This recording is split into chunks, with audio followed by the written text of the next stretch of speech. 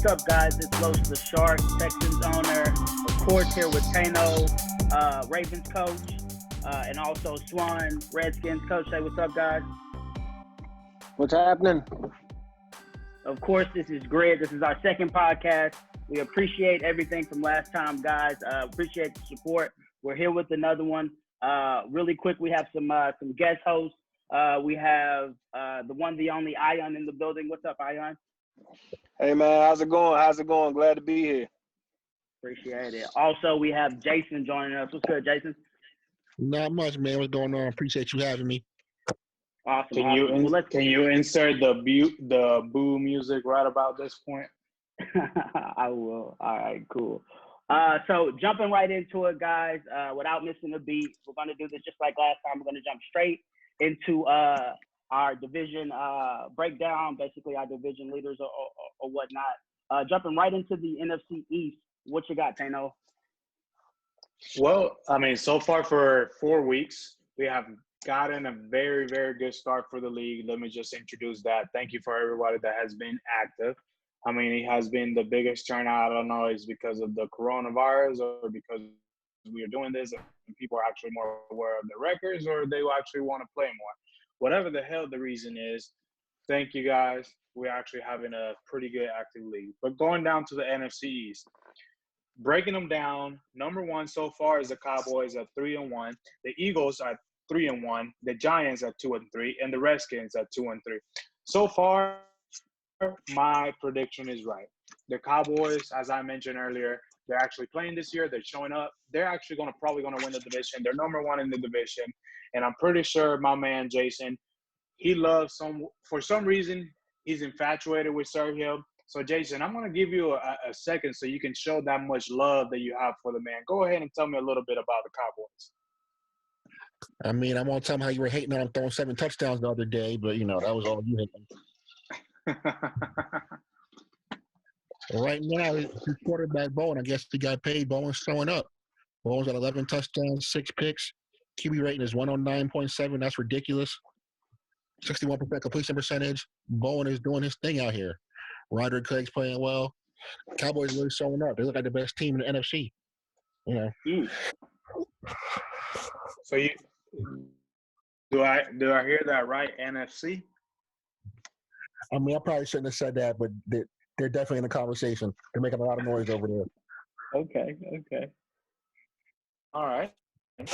Well, I mean, Swanful, I mean, we always go back to you because Jason made a very bold statement, and we always go back to you. So he says the Cowboys are number one, but I also told you on our previous broadcast to see if you can, podcast, see if you could get a little watch on the Eagles quarterback that I thought was going to be the rookie of the year. But I actually think there's a front runner at this point, which we will talk about in a little bit later. But can you tell me a little bit about the Cowboys and the Eagles? And I know you're not going to like this, but tell me how Jason still is doing in Washington. I heard he's ready to pack his bags back to Green Bay, but you tell me how he's doing. Still is not on his way out just yet. Got a big game coming up in Detroit. But he's been composing. We started off 0-3, but he's able to keep us leveled, and now we're 2-3, going to keep the streak going. But he is a little trigger happy. Hopefully that levels out as the season progresses. But right now we're just focusing on getting these wins back up. Eagles quarterback Dwight McDowell, on the other hand, like you said, we do also believe there is another front runner. But right now McDowell's at 1,000 yards. 10 touchdowns to 4 interception ratio, which is pretty damn good. And the Eagles are 3-1 at this point. So, like I said on that first episode, Eagles got to tighten up, and that's what he's responded to the challenge. So, all right. Well, I guess, Lowe's, if you allow me to, I'll move to the NFC West. Definitely do that. Next, we got the NFC West. All right. So the NFC West, I got the Seahawks at 5-0, the 49ers at 1-3, the Rams at 1-3, the Cards at 1-4. I mean, I know that I spoke about the AFC East running, the Jets running away with the division. Well, damn, I did not think that the Seahawks were going to run away with the division. I thought that the LA Rams were actually going to do a little bit of a better job of staying within the division. That's why I picked them number 2. The front runner for the division, which I did pick, was Ty and the Seahawks. So they're doing their job. They're 5-0. They just came out of a very hard-fought battle with the Colts, which we'll probably talk a little bit more in depth in the next podcast. But the 49ers, they were predicted to be 4th. They're 1-3. The Rams are predicted to be 2. They're 1-3. And the Cards are 1-4.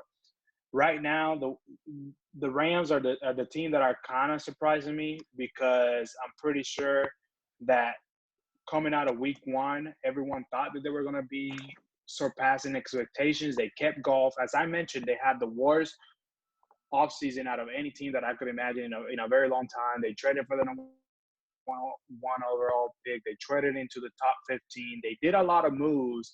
And as I just saw around the league, the Rams are trying to get a defensive back, but they just traded a cornerback away.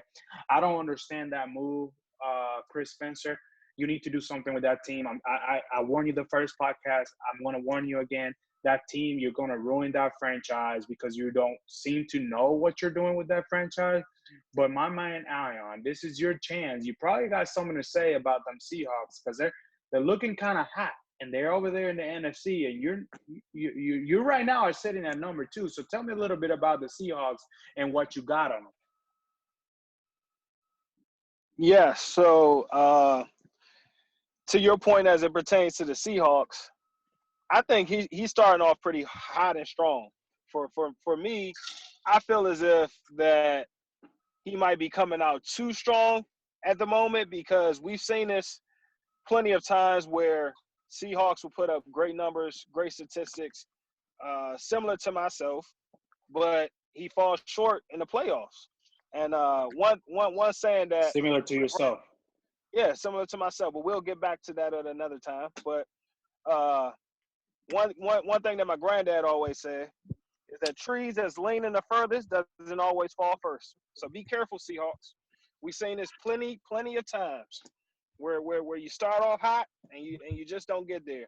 And to be honest, he should be 4-1 and not 5-0, due to the fact that we couldn't agree to a time, and the first time we was playing, all the things that he's doing right now, putting up 1,299 passing yards with Mike Evans and Metcalf, that wasn't happening against the Bears.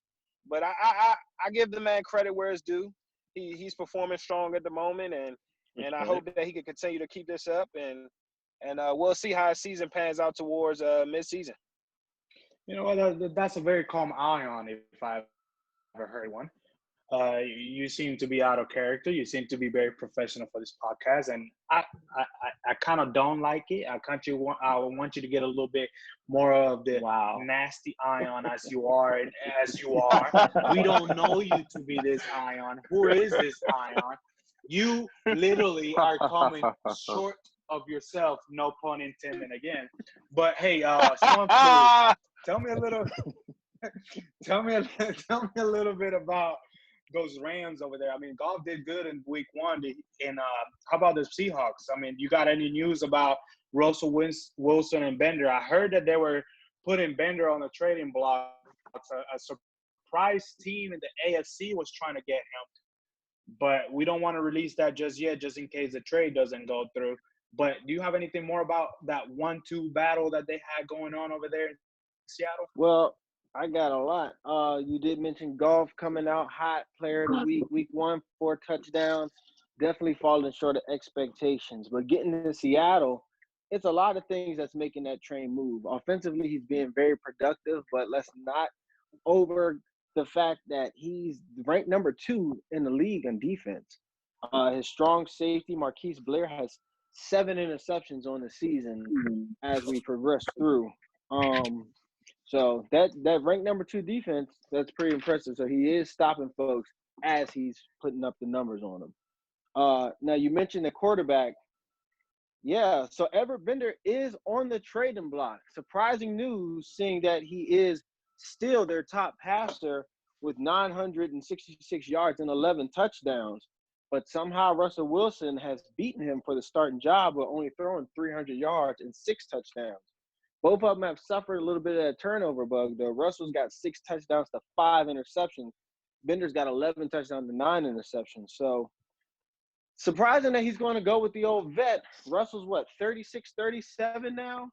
And nowhere near as productive, but I personally feel like Ty's leaning on that X factor against top talent. I don't think it's smart for him to move Russell at this point. I was just gonna add on that. Food for thought. I think being a magician and being able to be an escape artist has a little bit to do with the reason why Russell Wilson is at top of the depth chart, or even if he's number 2, he shows up very early in the games when things get rough. I know there was an allegation by the Saints owner came out actually earlier this week that said that Ty only and frequently uses the X factor feature on Russell Wilson when he finds himself in trouble. Whether that may be right or that may be wrong, that's a statement. That's a very bold statement because they're both out of the NFC and they're both top contenders in my opinion. But that's something for another day. Just to add a little bit about that defense, Blair was the week 2 player of the week, and he also got Shaquille Griffith as the week 3 player of the week. So that tells you a little bit about that defense, even though they're giving up 132 points allowed already, but they're actually showing up when they need to. The 49ers are giving less points per game, but they're also scoring a lot less. So that tells you a little bit more on and expand a little bit more. And the 49ers also is about they just fired their coach very early on the season. So we'll see what the new coach is going to do with that team, if they're going to go ahead and try to attempt to recapture the division, or they're just going to fall back and let the Seahawks go ahead and take it as they are already. Now going on to the NFC North, that was very unfortunate. 49ers lost their coach there. Hopefully they'll get a replacement soon. I don't think that's unfortunate. When you start 1-3 and you don't do what you're supposed to do, and you are allowing more points than what you're doing, you gotta go. You gotta go. Yeah, I mean, this is something that it goes around the league. You gotta show up when the brights are lights. And brightest, you gotta show up. And talking about when the lights are brightest, we go into the NFC North. That division is a little bit more competitive than what I thought at the current point. The Green Bay Packers are winning the division at 4-1 right now. I had them 3rd on the division.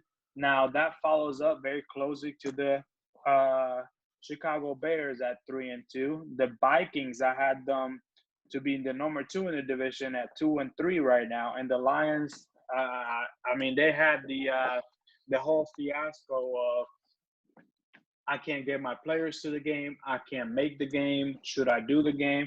That was a very confusing fiasco they had going on. A very confusing time in Grid. A very confusing time. It was, but when they showed up, and we're going to fast forward a little bit to week 5, when they showed up to week 5 and then they got their ass kicked by the big brother, it was a little bit bad taste in their mouth. Lions, I understand you've been with us for a little while, but if you're going to make the statements that you were making, you can't go against the big brother and lose by 1,000 points. I mean, 72 to what? I mean, that's just something that was wild to me. I mean, no suspension was given because you allowed 1,000 pick sixes. What can I do against you? Right now, you're allowing 177 points. I mean, let me stop going in on the guy. The guy's 0-5. I apologize. You're a good man.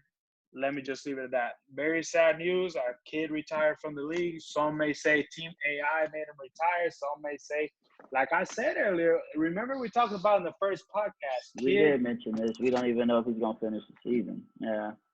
The only way that he was able to do anything within the division was if he played and if he was focused. He showed us lack of focus, or was it lack of focus, or was it lack of skills? I mean, one thing about Kid, though, he starts hot and he adjusts to the early days of the game, but when we transgression into the season, he happens to become unfocused and other people catch up, and he is no longer himself.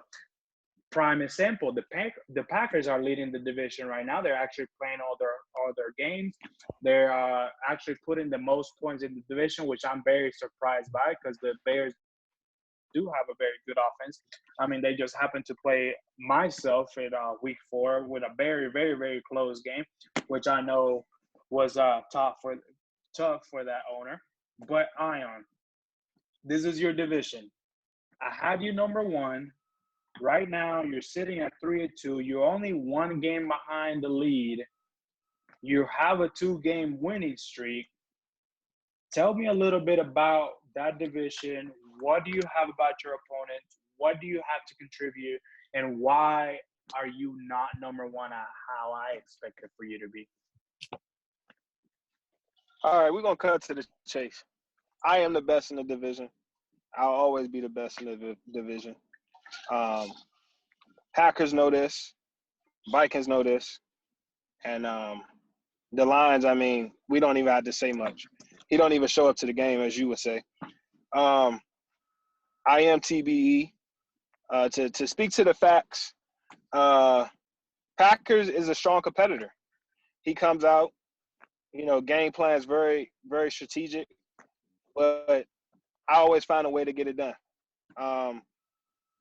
Last game, he came out strong, put up good numbers with Carlton Underwood. I was expecting him to produce a big game just because he's very elusive, young, hungry, trying to prove that he's one of the top backs in the league. Tariq Cohen has been leading the whole NFL for I don't know how long, 3 MVPs. We produce champions over here. We haven't been able to accomplish the ultimate goal of winning the Super Bowl. But if we're speaking to the facts, which I wanted to get into, and I thank you for rolling this over to me, we had 5 Super Bowls so far. Have I won any? No, but I've been to 2. I foresee me getting a Super Bowl this year. I feel really strong about it. Kidd was probably my toughest opponent in the division. So with Kidd retiring, it became free ranks. And as I told Packers, and he could pull up the DMs, he could let everyone know. I said, you were nice, but I just don't think you got what it take to beat me. And he said that, I didn't have the team that I had last year. Russell Wilson gone, things of that nature. And what happened? First game we played, 37-19. So it's shown right then and there that I know what it takes to win. I will say that.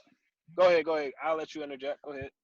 I mean, I understand that, Charles Barkley, because I mean, if you do remember, I call you GridIron's Charles Barkley.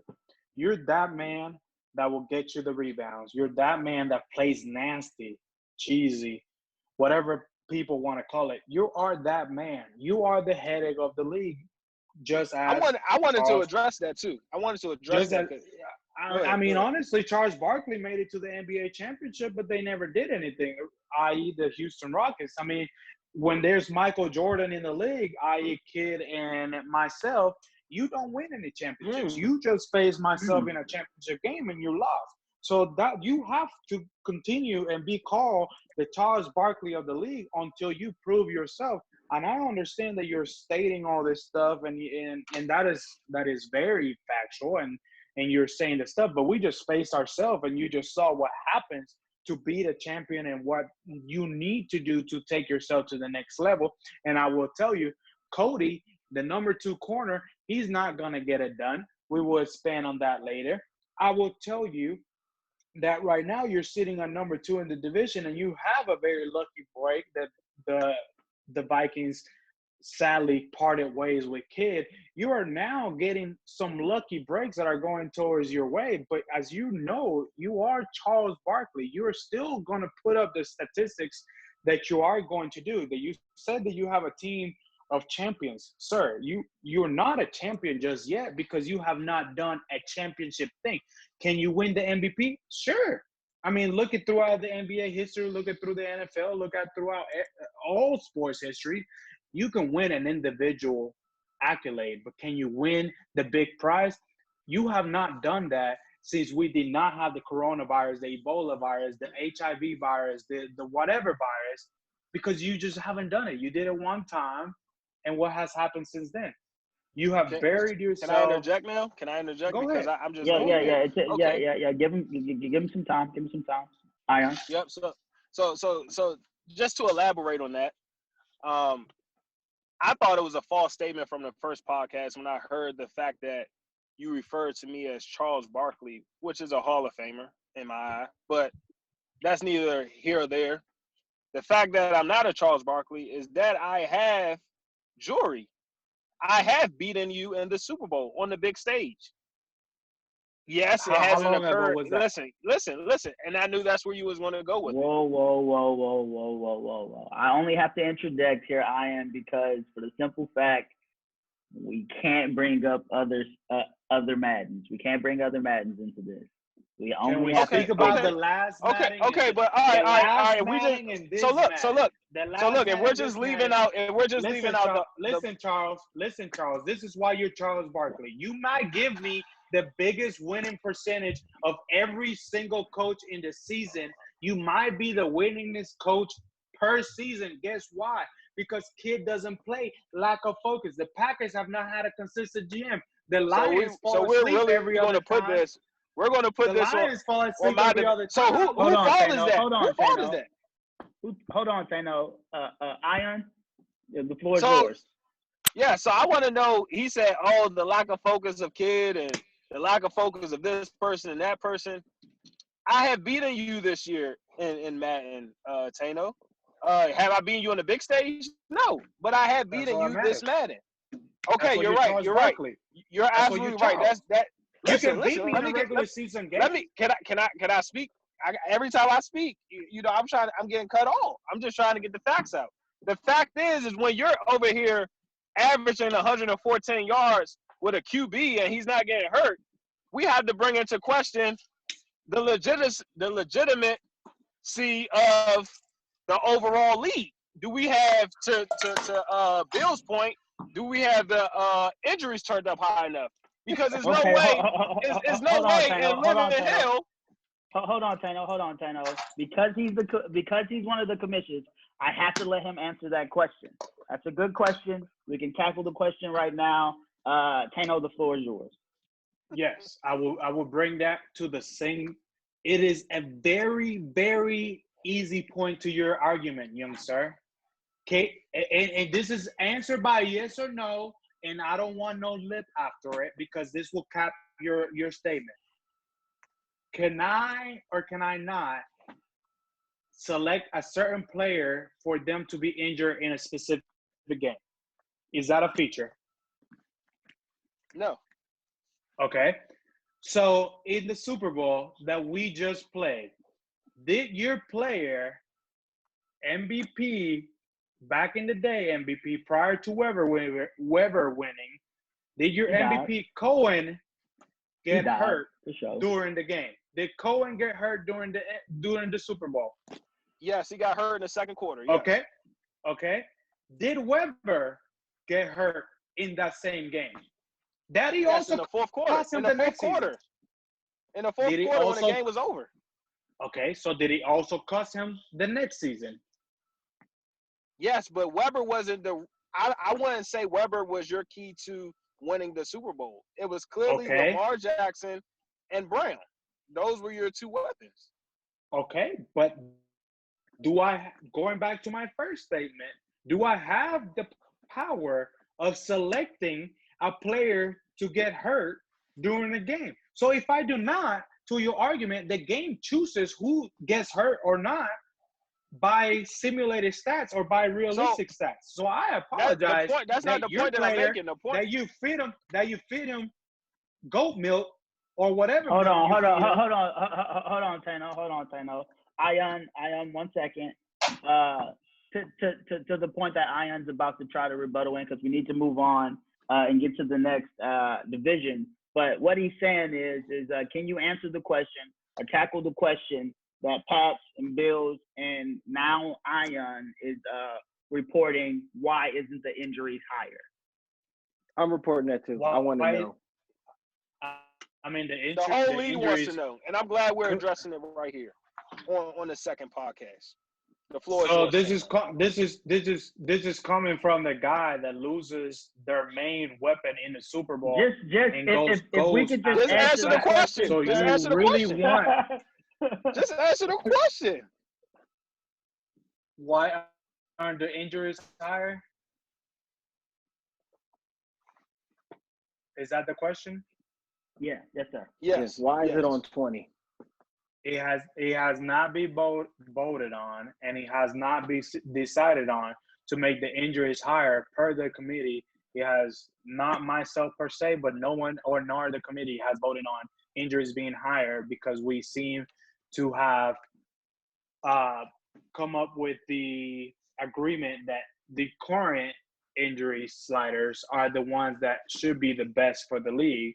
But if that's something that really, really infuriates people, not just the 2 or 3 users, because we got to talk about 32 users. We can't always focus on the Bills, on the Bears of the days, or maybe the Pats of the days, which two out of those 3 teams have zero credibility because they have been caught cheating. Here we go. Okay, hold on. He's deflating.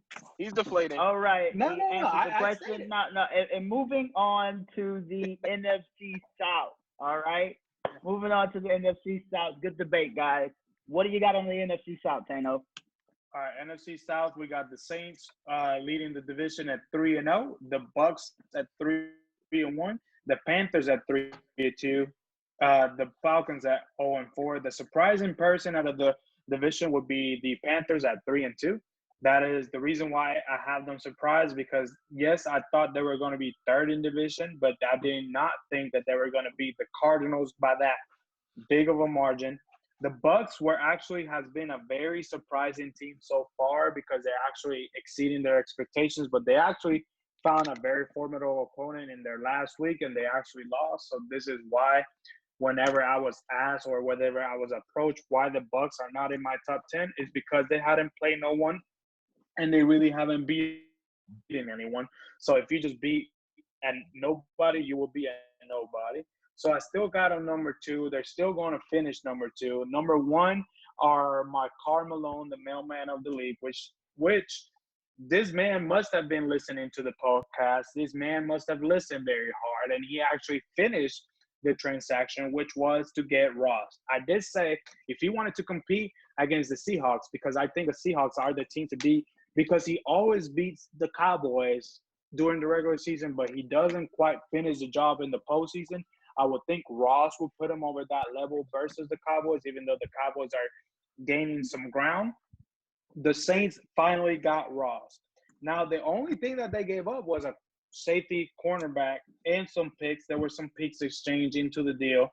A younger cornerback that is going to help the Bengals in this trade, unfortunately, going into my division. But he went back and said, bleep my next year's draft. I'm going to give up that one that I have, which might be a very, very, very low one because of the weapons that he has acquired by the name of Nasir Adderley, the free safety. So he gave up a safety, he got a safety, and he gained Ross.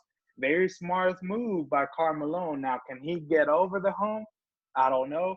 But he'll be in the playoffs. He'll win the division comfortably and will continue on his journey to try to maybe get his first GridIron Super Bowl. Now, Swan, I know you got a couple things, and I'm sorry that we expanded a little bit too much on the North, but I want you to tell me a little bit about bum-ass Ions Andrew Luck and Carlton Underwood of Green Bay. Also, if you had some notes on the NFC South, if you can tell me how Mariota is doing and the Bucs defense is doing over there.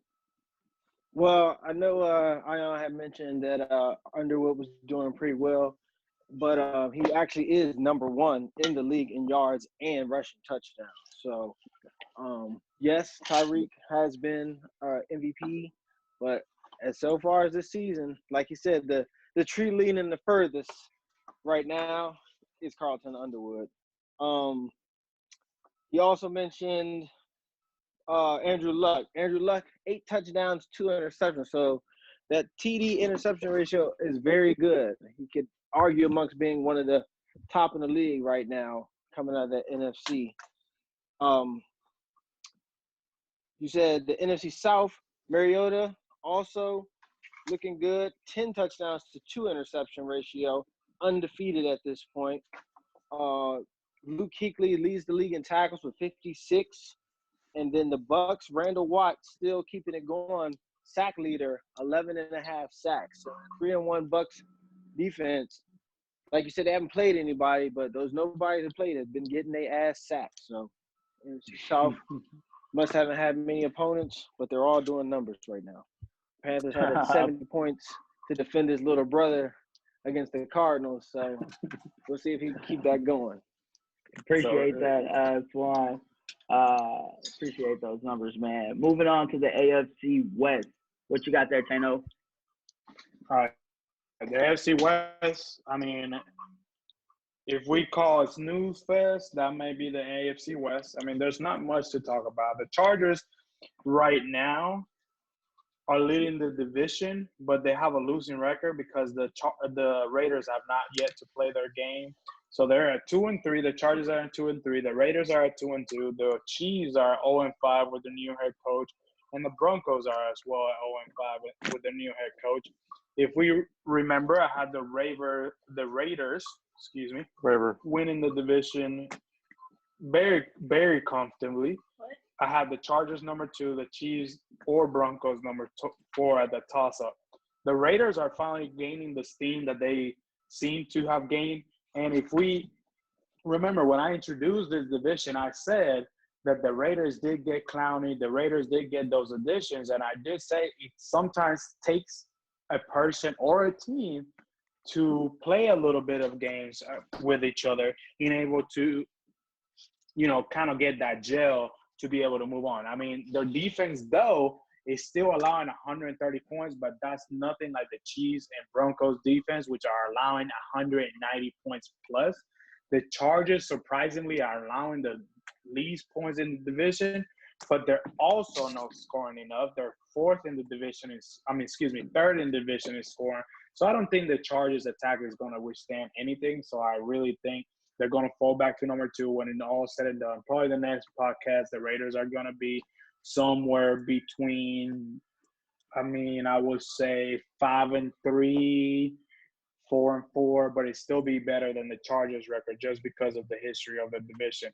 Now the Broncos do have Mike Moran, which have been a surprise to the league. The guy was the number 1 quarterback drafted out of the draft. He actually is doing what he's supposed to be doing. But Swampflu, you probably do have a little bit more info on him because I do think he's going to be the AFC Rookie of the Year, just like I now firmly think that the Packers' Carlton Underwood is going to be the running back that's going to come out with the NFC Rookie of the Year. Yes, Mike Moran. Now, credit to the Broncos. They've played their games pretty close. Being a new owner, we actually haven't had a legit Broncos owner since the other guy left who only worked on the receiver. Broncos actually have one X factor on their team and maybe no superstar. So that team is a real project, but he's been keeping his games close, the 2 he's played. Mike Moran actually leads the NFL right now with yards, 1,600, and leads in touchdowns with 14. So they're 0-5, but last game, Mike Moran also pulled off AFC Player of the Week. He threw 5 touchdowns in the game. So the guy seems like he knows what he's doing. He could be a competitor in that division, given some time. Awesome. Appreciate those numbers, Swan. Moving along to the AFC East. What you got there, Tano? The AFC East. Oh, man. Los, I don't know if you remember, but can you please tell me what the words that I said about the Jets? Do you remember? No, you got Can you quote myself? Okay, maybe you don't remember. Remember these words. The Jets are going to run away with the division. Remember that? But they are. So the Jets right now are number 1 in division, 5-0. The Pats are at 3-2, which is a very good opponent. I mean, he's done well since he came into the league. He actually has beaten me in the past. The first game we ever played caught me by surprise, had a different attack. Never played him before, got me. Now the Dolphins, they're number 3 in the division and a very, very deceivable 1-3. Now, if they were able to get a quarterback, maybe a quarterback in the NFC, maybe a quarterback that's in a QB battle at the current moment in the NFC, if they were able to get a quarterback that can move in the pocket and are able to do the things that the Dolphins offensive coordinator likes to do, that would be a different story. I just finished playing the Dolphins. The Dolphins was actually a very good defensive battle, and his team is actually well coached for what they have on the team. I mean, the game was only 14-6, so I'm very surprised the way that he was able to approach our game and able to control the game. Now, the Bills, bottom of the bucket. We know what the Bills are going to do. They're 1-4. I said it. They're going to be number 4 of the division. They're number 4 right now.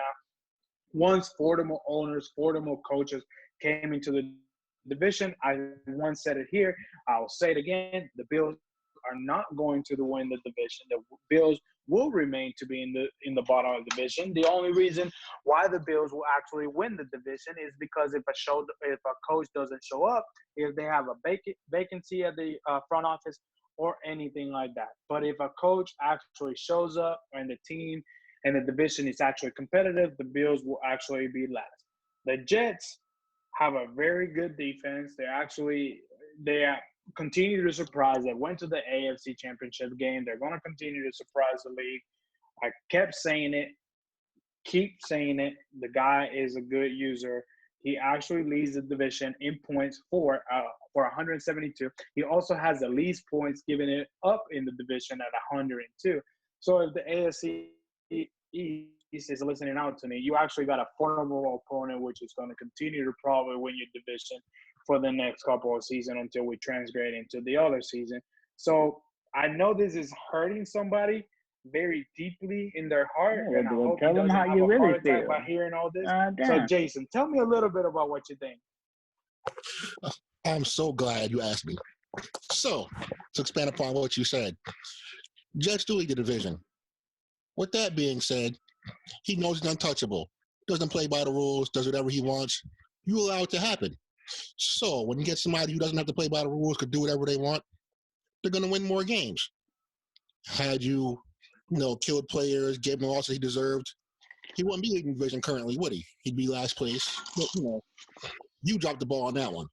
Jason, am I hearing this right? Are you saying that the commission's playing favorite? That's exactly. Is that what I'm hearing? Okay. We had proof. I do remember the commissioners, because it is just not only myself. I had myself as the head commissioner in a sense, but this is only not myself. The commissioners did give out the Jets a suspension last year, which cost them 2 games because of allegations thrown out, and despite those 2 games, he made the playoffs and he was able to make the AFC Championship game. Then there was another allegation about maybe choosing the same defense back to back. He was approached. Was it a maybe or was it a definite? No, he was definitely approached. Wasn't a maybe, there was proof.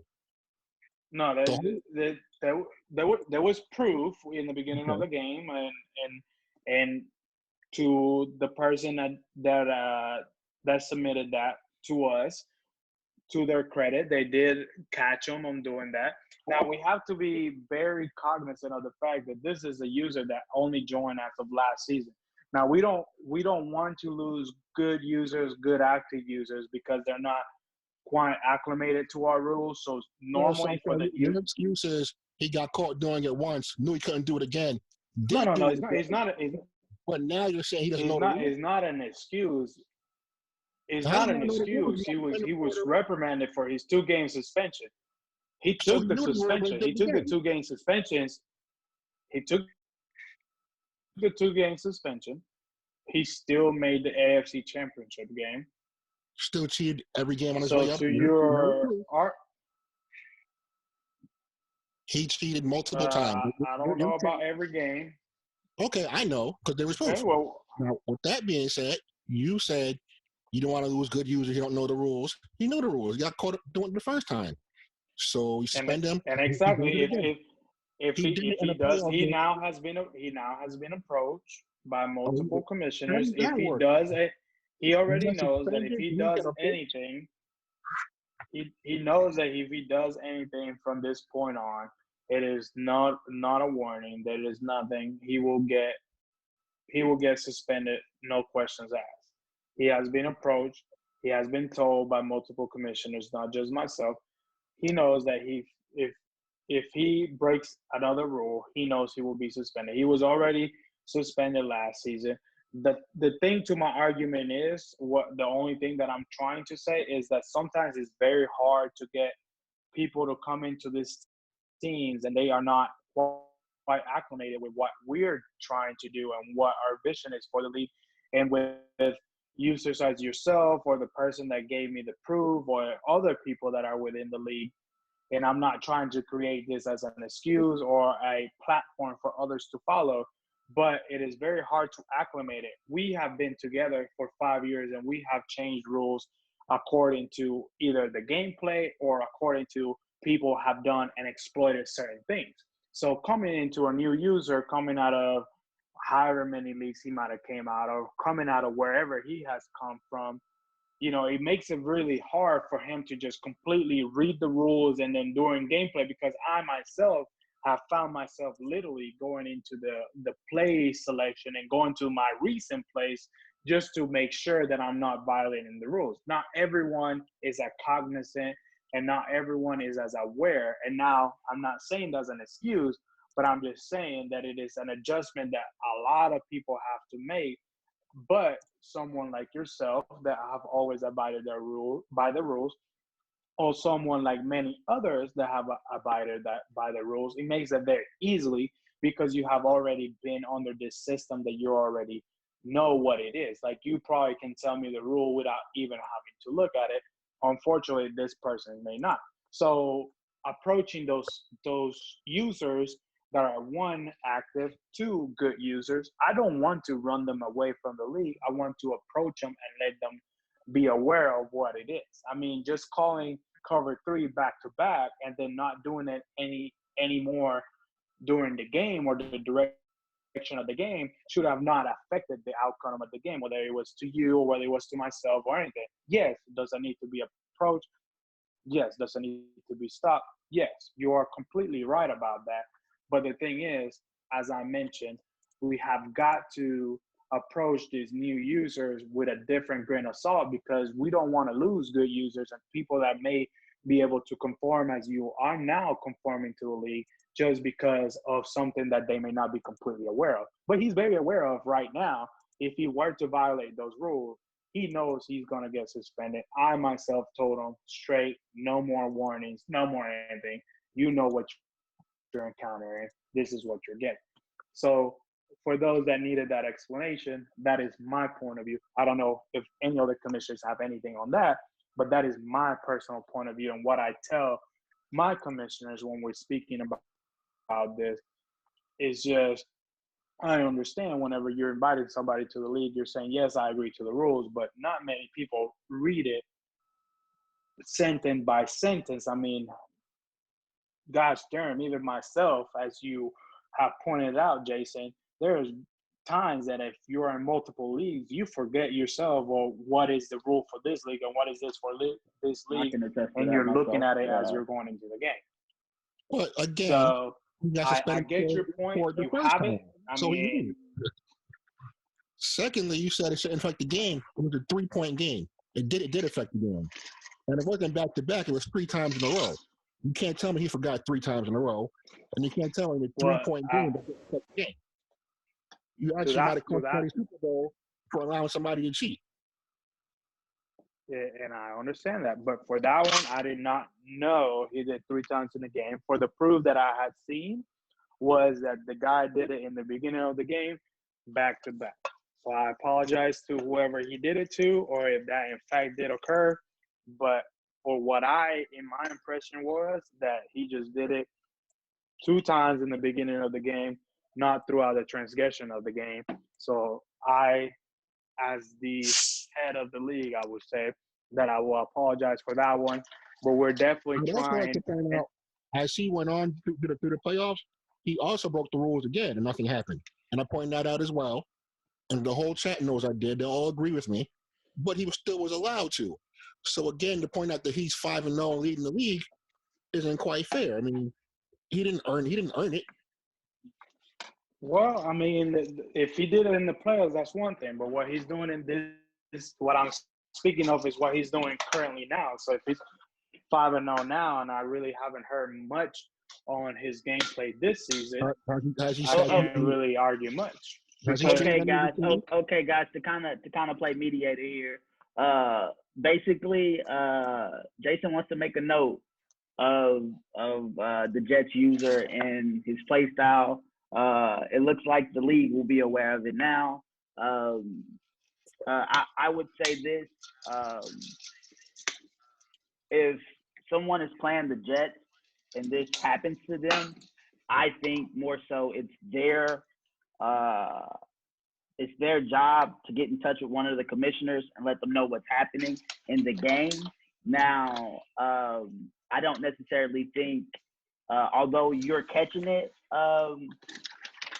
Jason, I don't necessarily think it's your job to point it out. And I do remember the times you were pointing it out through the playoffs and earlier this year. Like, I remember you saying it. I've liked a couple comments myself. I personally haven't seen it, but I did see you throw it out there.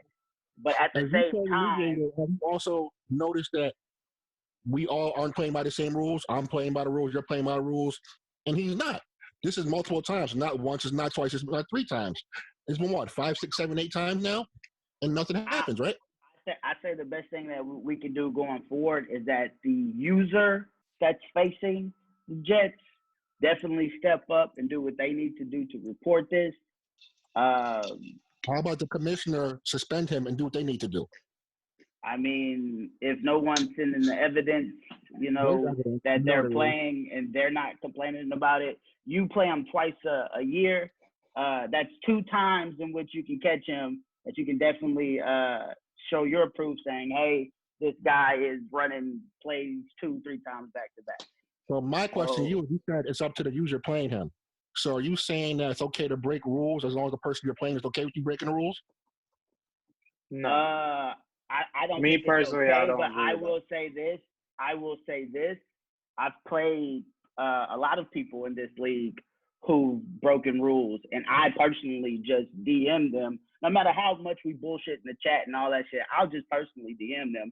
Hey, you did this, blase, blase. We can talk about it. Now, if they're like, nah, fuck that, or fuck you, or something like that, and they go left with it, then okay, I'll report it to the commission. But in that moment, I'll just simply, hey, you can't do this, or hey, this is the rule, or hey, you ran this, 2 times in a row, or whatnot. And if I feel I need to go further from that, I will. Now, me personally, I don't feel like, me personally, I personally don't agree with the rule, so I can't really speak on it. But all I speak to is just, that is a rule, and I think we should abide by it.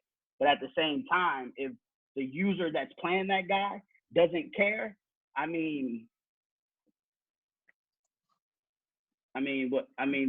that's an L that they're just willing to take. That's how they feel about their organization. Now, if that Hey, Los. game, I definitely speak on it. Hey, Los, can I say one little small snippet? Yeah, no, interject, man. Yeah. This is Ion, and the only point I want to make here is that I agree with Jason. If because I haven't been following along with Jets. I just been focusing on my games and staying in line. But if someone is breaking the rules, they do need to suffer the punishment, because anyone would tell you, with my history in the league, I've been suspended, kicked out, banished for a whole year, coming back, all types of stuff. So if there's someone out here that's doing, it sounds to me, worse than what I've done, they definitely should be punished and handled accordingly. That's the only Yeah, 2 cents but I wanted to put into that. here's the thing is that if we're just yelling at a commission to do something in the chat, and the commission's like, okay, cool, where's the proof? And if you yourself didn't twitch that game, you yourself can't send the commission that proof because you don't have the means to. All the commissions have on that point alone is your word of what happened in the game. Los, Now, it has been moments where it was just like similar to what Jason did. He just kind of expressed his concern in the chat, and I still got suspended. Where it was sometimes that I didn't even realize I was doing something wrong, and then, hey, Ion, you're suspended 2 games, or Ion, you're suspended a week, and I'm like, what the heck? And I'm like, well, what proof? And it won't be no proof present, but I still get the suspension. So I kind of see where Jason's coming here. He definitely has a point. I don't know if his favor's going on or what the case may be. And just to interject, I have sent proof. There's proof. There's not. That's why I'm saying there's no maybe there's proof. If there's proof, I've sent him proof. Commissioners Yakko and Callie have seen the proof as well, and they'll agree with it. And they even said, it's not on me, it's on Tano. Tano let it go. So for Tano to say I didn't see it, I didn't know it wasn't 3 times, only 2 times, he's lying. It's bullshit. And I have proof of him lying and it being bullshit. Wow, Tano, you got anything to say about that, Tano? Yeah, you got any responses? So we move on to the next division. As I mentioned, the last thing that has been approached to me was when he did back-to-back plays within the beginning of the game, which I then approved. I then went ahead and contacted Jess about it. So from our last conversation, which was about the last incident done, he was already approached. He was already told, hey, you were already suspended last season. This is what's going on. You can't do it. This is how it is. Please read this. So if anything were to occur from this point on, then at this point on, there is a zero tolerance when it comes to him because he's well informed of everything. When it comes back to other users, such as Ion, my young sir, you, sir, know exactly what you're doing, and we know what you're doing, and it's very, very blatant of what you're doing. I'm not gonna expand on it. I gotta give him time to reply to that now because you opened up the floor. But the thing is, you can tell me about this, but you've been with us since the second year that we have established the league. Now, there are about 15 in Lowe's. You happen not to be one, but I appreciate you joining about 3 or 4th year into us being together. But Ion has been together since either probably season 1. I mean, Madden 1, when GridIron was ever created with Padrino, which he's no longer with us, but he may come back. Anyways, that's a point for another. But Ion has been with us from the beginning, and he knows that when there's a rule to be pointed out, probably 90% of the rules are directed to him because he happens to want to find a loophole for that one rule. If we were able to just, because I have been in other leagues that they just literally have a rule where it just says 4th down and this is what it is. Mm-hmm. But unfortunately, on our league, it seems to happen that we have very, very good intellectual people, which happen to say, oh, cover 3 happens to beat this thing. And if I were to play cover 3 all 3 downs, I am going to stop my opponent no matter what he does because of this adjustments.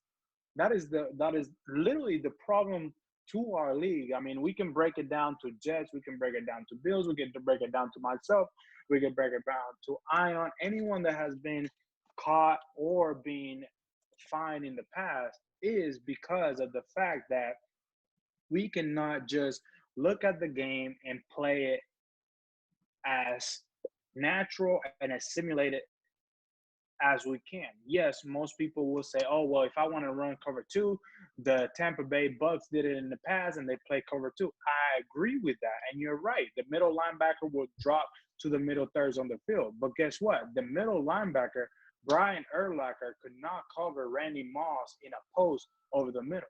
It's just a thing that the AI you can exploit, and you can get an 85 to 89 speed middle linebacker, and you can cover the whole field. That is why it's Right. But we get users like the gentleman that just raised those questions, like Ion, and we make a rule to try to come back to stuff like that so we can make it as realistic as possible.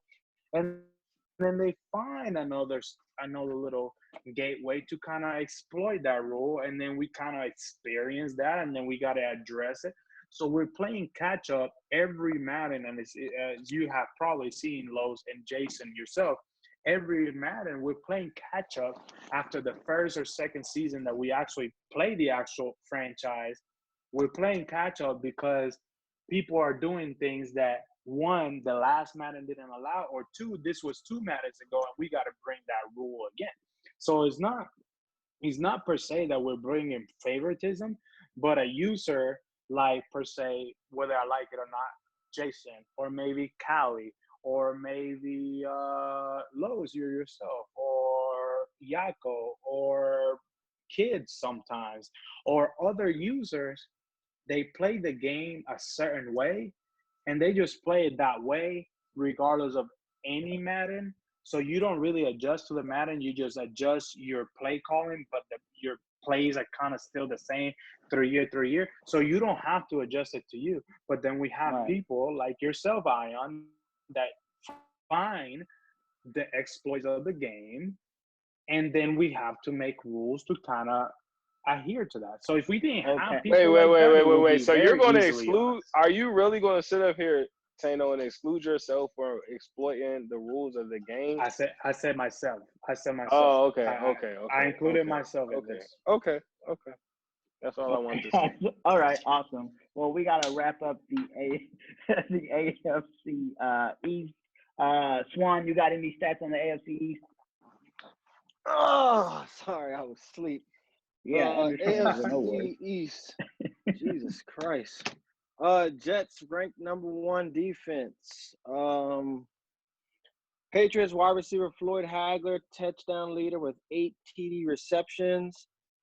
And I think that's it for the AFC East. Awesome. Well, keeping it moving, we're going to move on over to the AFC North. All right, Tano, this is your division. What you got? Well, the AFC North is on pace as we thought it was. Myself winning the division at 4-0. I just beat the Dolphins, which again is a surprising 1-3. I beat the Bears in a very close matchup the week prior to that. I haven't played any divisional games, so I don't know how the division is going to pan out. I go for myself. Like I said, I have a 2 wide receiver tandem where a lot of people say Lamar can't throw, but I have proven otherwise. But still, the speculations are out there. The Bengals are number 2 in the division at 2-3. The surprising division player is the Steelers at 2-2, and then we have the Browns at 3-2. Excuse me. Now I have the Steelers at 4, but they beat the Browns very convincingly to be 3rd in the division. The Bengals are always going to be a very formidable opponent. Like I mentioned, the division is tough. The only thing that I can say about the division is to a lot of the naked eye, if you were to look at it year by year, we're a very tough division. We have 2 Super Bowl winners out of that division. To my personal view is that we're the toughest division. There are also other divisions that are quite as difficult as well, but in my opinion, we are the toughest division.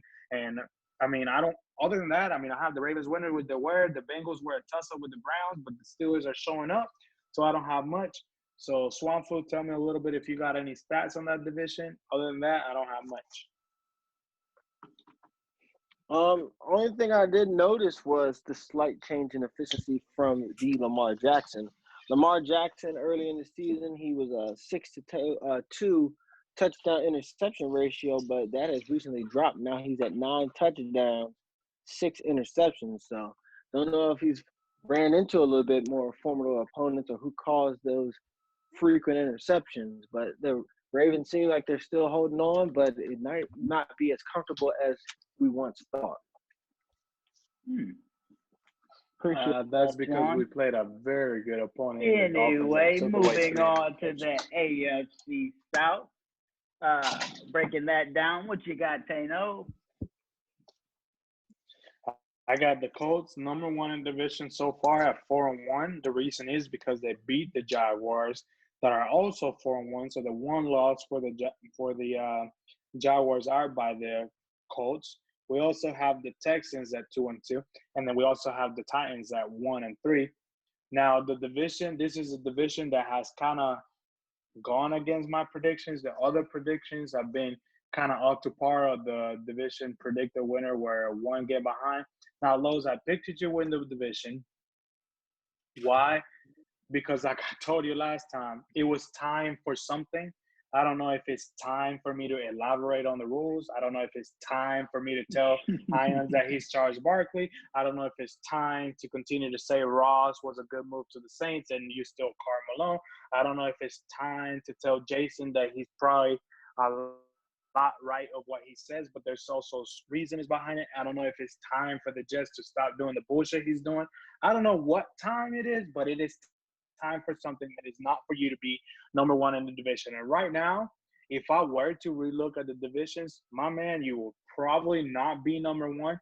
You are tied for second in the division for the most points scored, but you're third. You're third in the division for the most point allowed. Second. So that's good. You're not allowing as many points, but you're also not putting up the points. And we have the Colts that are number 1 in division. Yeah, he's not putting up the points that he should be putting up. But as we mentioned in the year, and as I said in the prediction, he has a very good secondary. So he leads the division with only 107 points against them. So the Jaguars, very close to, which I said that was going to be the 2A, 2B, but he leads the division in scoring. Can he keep up that scoring? I just don't think so, because like I said, he never gets a girl. The girl always shows up to the party with him, or when it comes time for him to get the job done, he doesn't, realistically and figuratively. So he never gets the girl home. He never gets to do whatever with the girl. So right now, Jaguars, you're number 2 in the division. You got the most points. Guess what? You're almost taking the girl home. But I guarantee you, when we're looking at this at the end of the year and we're looking at the playoff outlook and what happened in the playoffs, you will not be in the Super Bowl. You're probably going to lose the division, and the girl's going to leave you at the front door. You're going to sleep with a blue balls, and you're not going to do anything because you just don't. Historically, you don't. But Jason, I'm pretty sure this is the division that you have a couple buddies on, and you probably a believer of the Church of Cali, and you got something to tell me about I wouldn't say a couple of buddies, but you know me, I'm only here with facts. So Jags, they got a very potent offense. Running back Jacobs, 95 carries, 632 yards, almost 7 yards a carry, 7 rushing touchdowns. Backup running back averaging 12 yards a carry. DJ Chark, over 500 yards in the air so far. He has a ridiculous offense. And then you know how important edge rushers are in this league. It's all about getting to the quarterback. He has 2 edge rushers, 7 sacks apiece. That's a good number. He can definitely make some noise. I know you're not a believer, but he could get very far this season. I mean, that's some really good stuff, Jason. And just the thing is, like I said earlier, and I don't discredit anything that you have said. But like I said, the man gets the girl. He gets the girl to the dance. He gets the girl to dance with him. But when it comes time for the girl to go home, she's going to leave with the Jets. She's going to leave with the Ravens, or she's going to leave with the Colts. She's not going to go home with the Jaguars. The man has not won a single Super Bowl, and he does this year in and year out. I mean, there's a Charles Barkley, there's a Karl Malone. I got to find a name for him because he's also one of those players that wins a lot but doesn't do a lot. So maybe Dan Marino, but that's Last season in the playoffs, the girl left with the Jets. She lost the Jets in the Jets lost to the Jets in the playoffs, but then the Jets gave her some roofies, so we know the Jets cheated that game. So you're saying the Jets gave the girl some roofies that game too? I mean, that's point well taken, and I guess we're not going to revisit that conversation. But point well taken. Trust me, I will make sure we are 4 eyes on that guy. I'm just saying, you lost by 3 points. Swamp flu. Swamp Yes, flu. sir. Now, the Titans are number 4. Well, how is that Prescott doing? 7 touchdowns, 17 interceptions. So I still think he's the best player on defense, as many turnovers as he's racking up.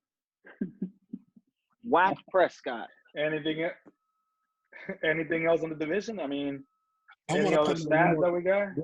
one more thing. Well, This division. no, Jason mentioned that the 7 sacks apiece for the DN. So Jacksonville's defense, in my opinion, still looks good. You say never gets the girl, but this year might be different for him. Hey, what's that, Jason?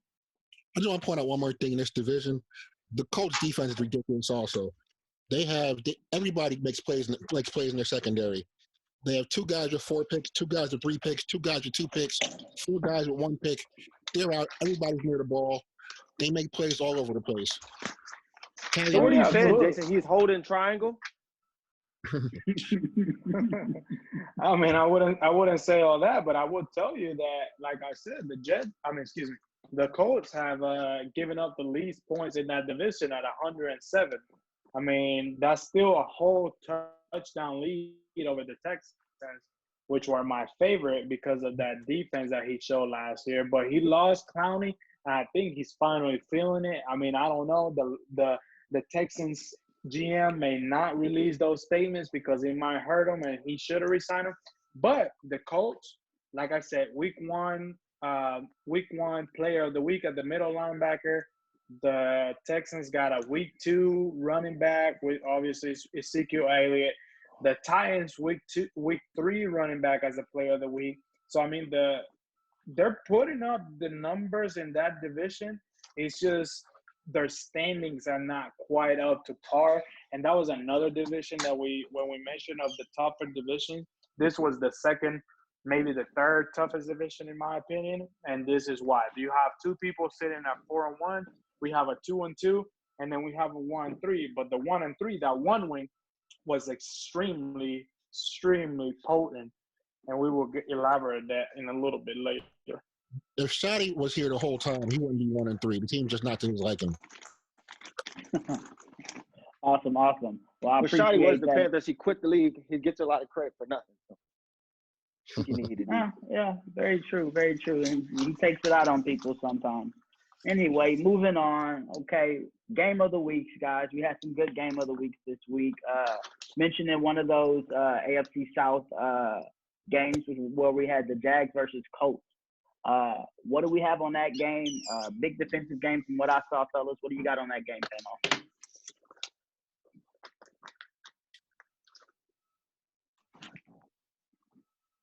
I mean, I personally, that was a very hard fought battle. The Colts went ahead and they did what they had to do. I mean, that was one of those games that I put it as a game of the week just because anytime that you get a 2A, 2B in the division, you have to kind of put them as a default as a game of the week, and they were undefeated at that point. But I mean, when it came to be the time, it was a defensive battle, 21-14. Yes, the defensive end got 7 sacks apiece, but the Indianapolis Colts were able to do just a little bit more. So to your point, Jason, which you made a really good point, you say the Jags have a very potent offense and they're still leading the division in offense, but guess what? This is what I'm talking about. The guy doesn't get the girl. When it comes time for him to actually seal the deal, he doesn't. He played a playoff-bound opponent, an opponent that has actually won Super Bowls within the league.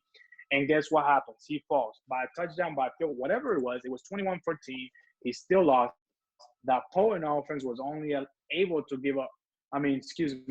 get 14 points. So that means if he plays opponents that are not going to match up to his caliber, he's probably going to run away. I mean, if we look at his schedule, he has got a very formal schedule playing the Raiders, which was yes, a division winner, and yes, beat me twice, but he has not been the same in the first couple of weeks. The Cardinals, a new coach. The Broncos, a new coach. And then we look at the Texans. The Texans have not performed how they're supposed to, but they only beat them by 6. So they're putting a lot of points, but I feel like that's a lot of empty points. So when you look at that game, that's why you can see the Colts are better, have they shown in that game, than the Jaguars, just because, I mean, the Jaguars just doesn't get it done. Understandable. I will say this about that game. It was decided by a defensive touchdown. The game was close the whole game. You had each coach. I mean, and like I mentioned last podcast, I mean, they know each other's play style like no other. I mean, we play each other week in and week out, but that one defensive touchdown by Fitzpatrick is kind of what took the skills in that game. And I figured it'd come down to a defensive stop or a defensive touchdown that would decide that game, and pretty much that's what it came down to. Anybody got anything else on the game of the week, Jags versus Colts? Let me ask a question about that game. I see Drew Lock play that game. Did Kelly get hurt, or was he just so garbage that Kelly decided to put Lock in the game to finish it out? Man, I think he had to go down because I mean, I don't see why you keep playing Kelly.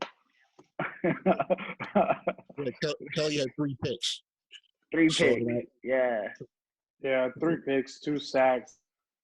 I mean, like to you guys' point, the Jaguars do have a formidable front 7, and we mentioned that whenever we were looking at the predictions for the year.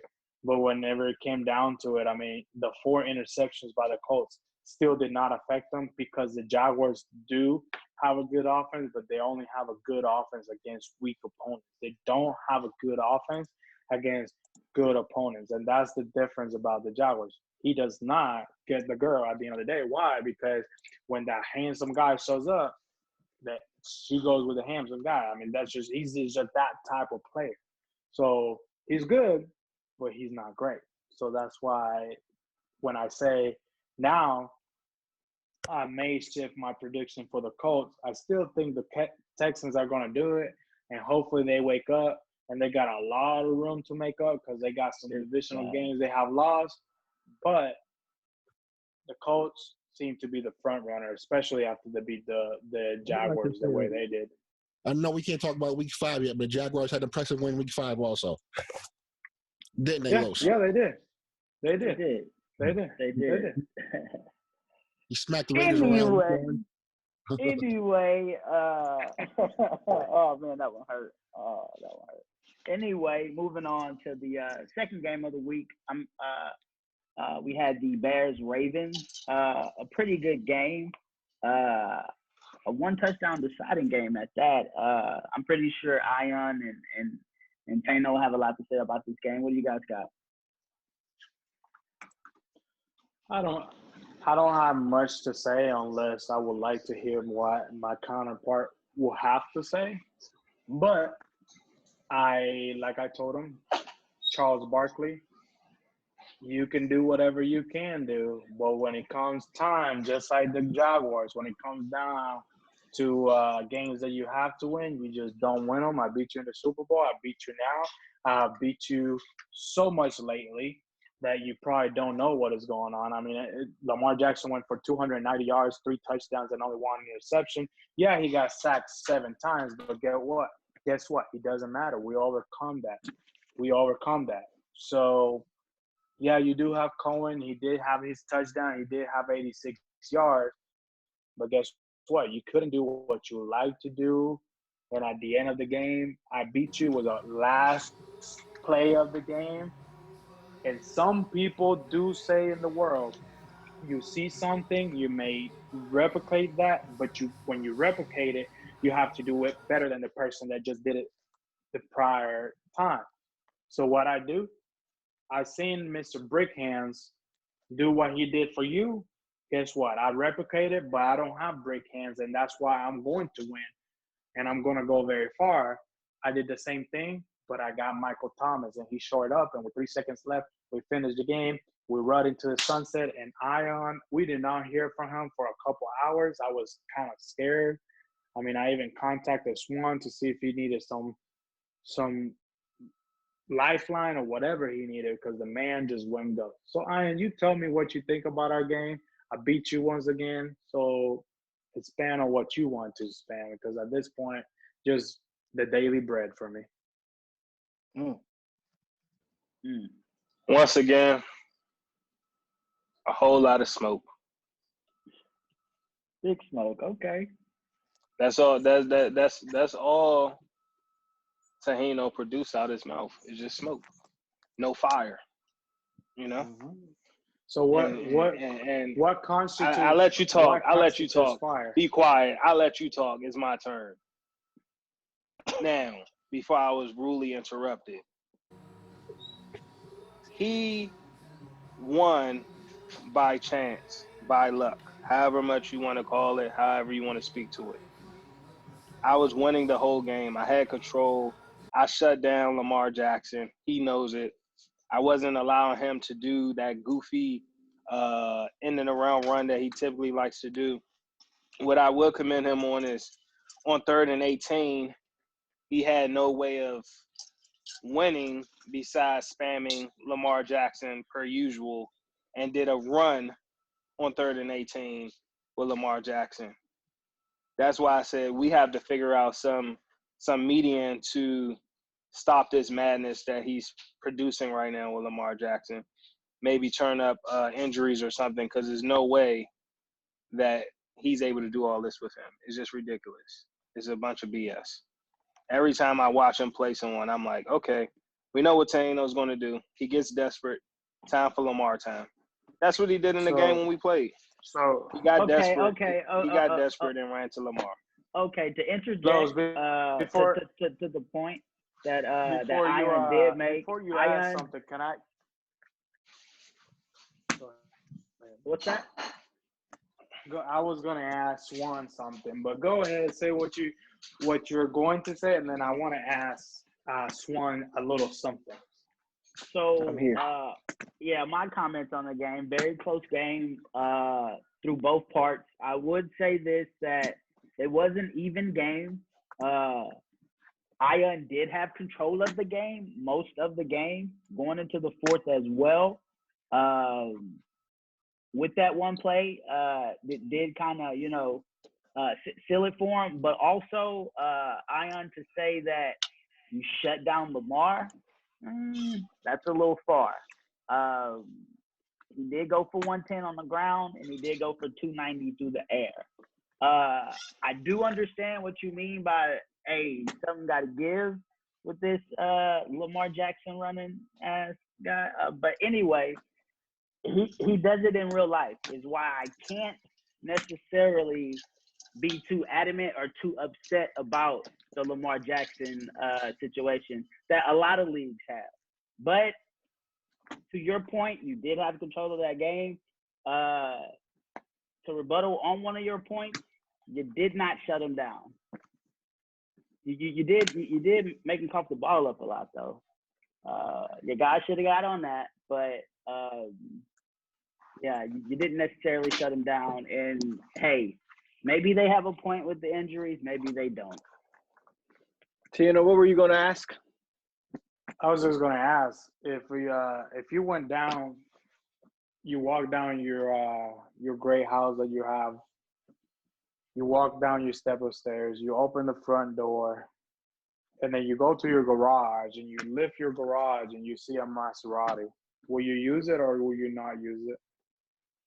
I use it on Sundays, and that's when the Ravens play. That's all I gotta say.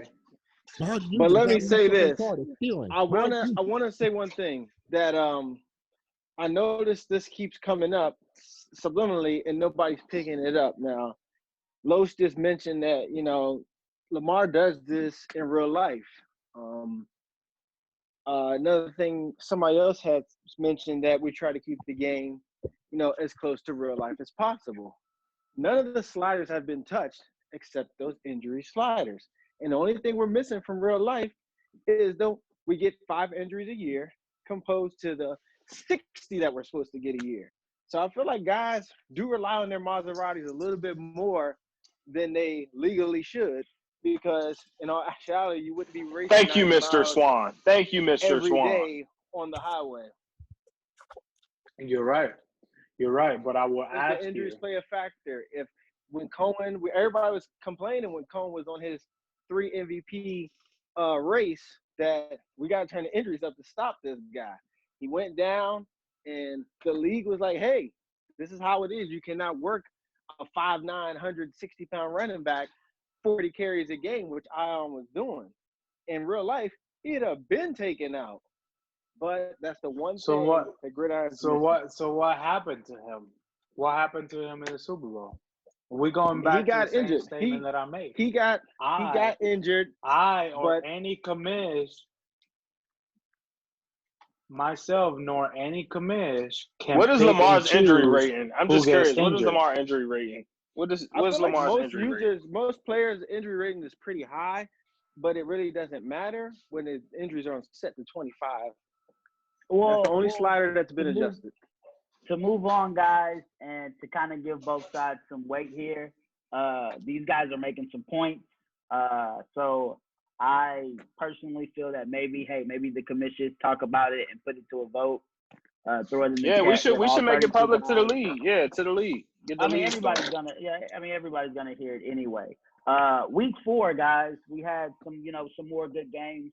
To start it off, week 4, our first game, we had game of the week, New England versus Bucs. What do you guys got on that? What do you got, Tano? New England blowout.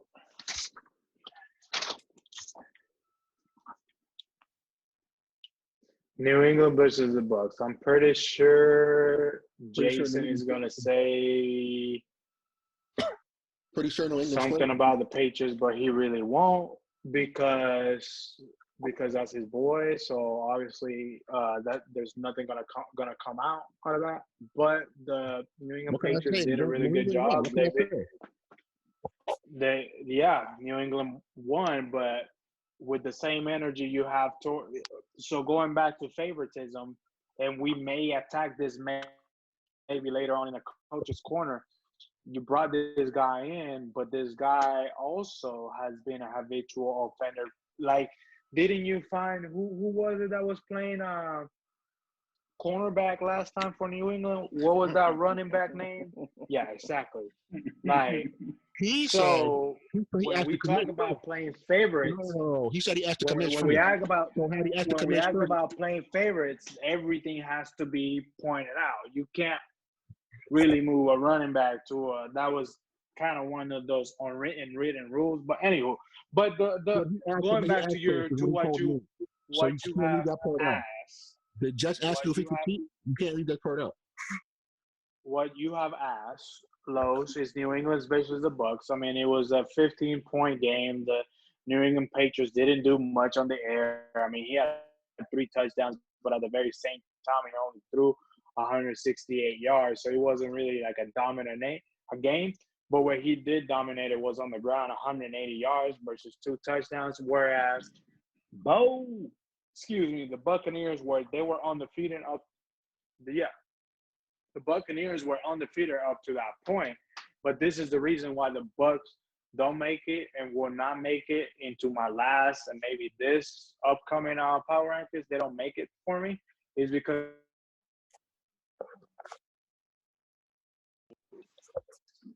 so to me we're not talking expanding much. New England dominated the game, 15-point game. If you were to ask me, you could probably move to the Steelers and Jets game if you like. Ouch. Anybody else got anything on this game? How about you, Jason? You gonna come in for your boy real quick? I mean, there's not much to talk about. Patriots won. Bucs like to use, do Insta roll here and there and a couple YouTube blitzes. I guess Patch figured it out and, ran the ball and did what he had to do. Anybody that's played Patch knows, Scarborough's his first option. what you gonna do? We're not surprised that Scarborough had a $180 on the ground. And only threw for 168, the quarterback, because that's just how he plays. what's the word I'm looking for? Slow-paced offense. It's just not how you like to do things. I've only played Bucs once, so I'm not sure, his entire playing style. I see, Godwin had 100 yards. O.J. Howard had 4 catches. Looks like he threw the ball a lot. I'm not sure if that's just part of his offense or because he was down most of the game.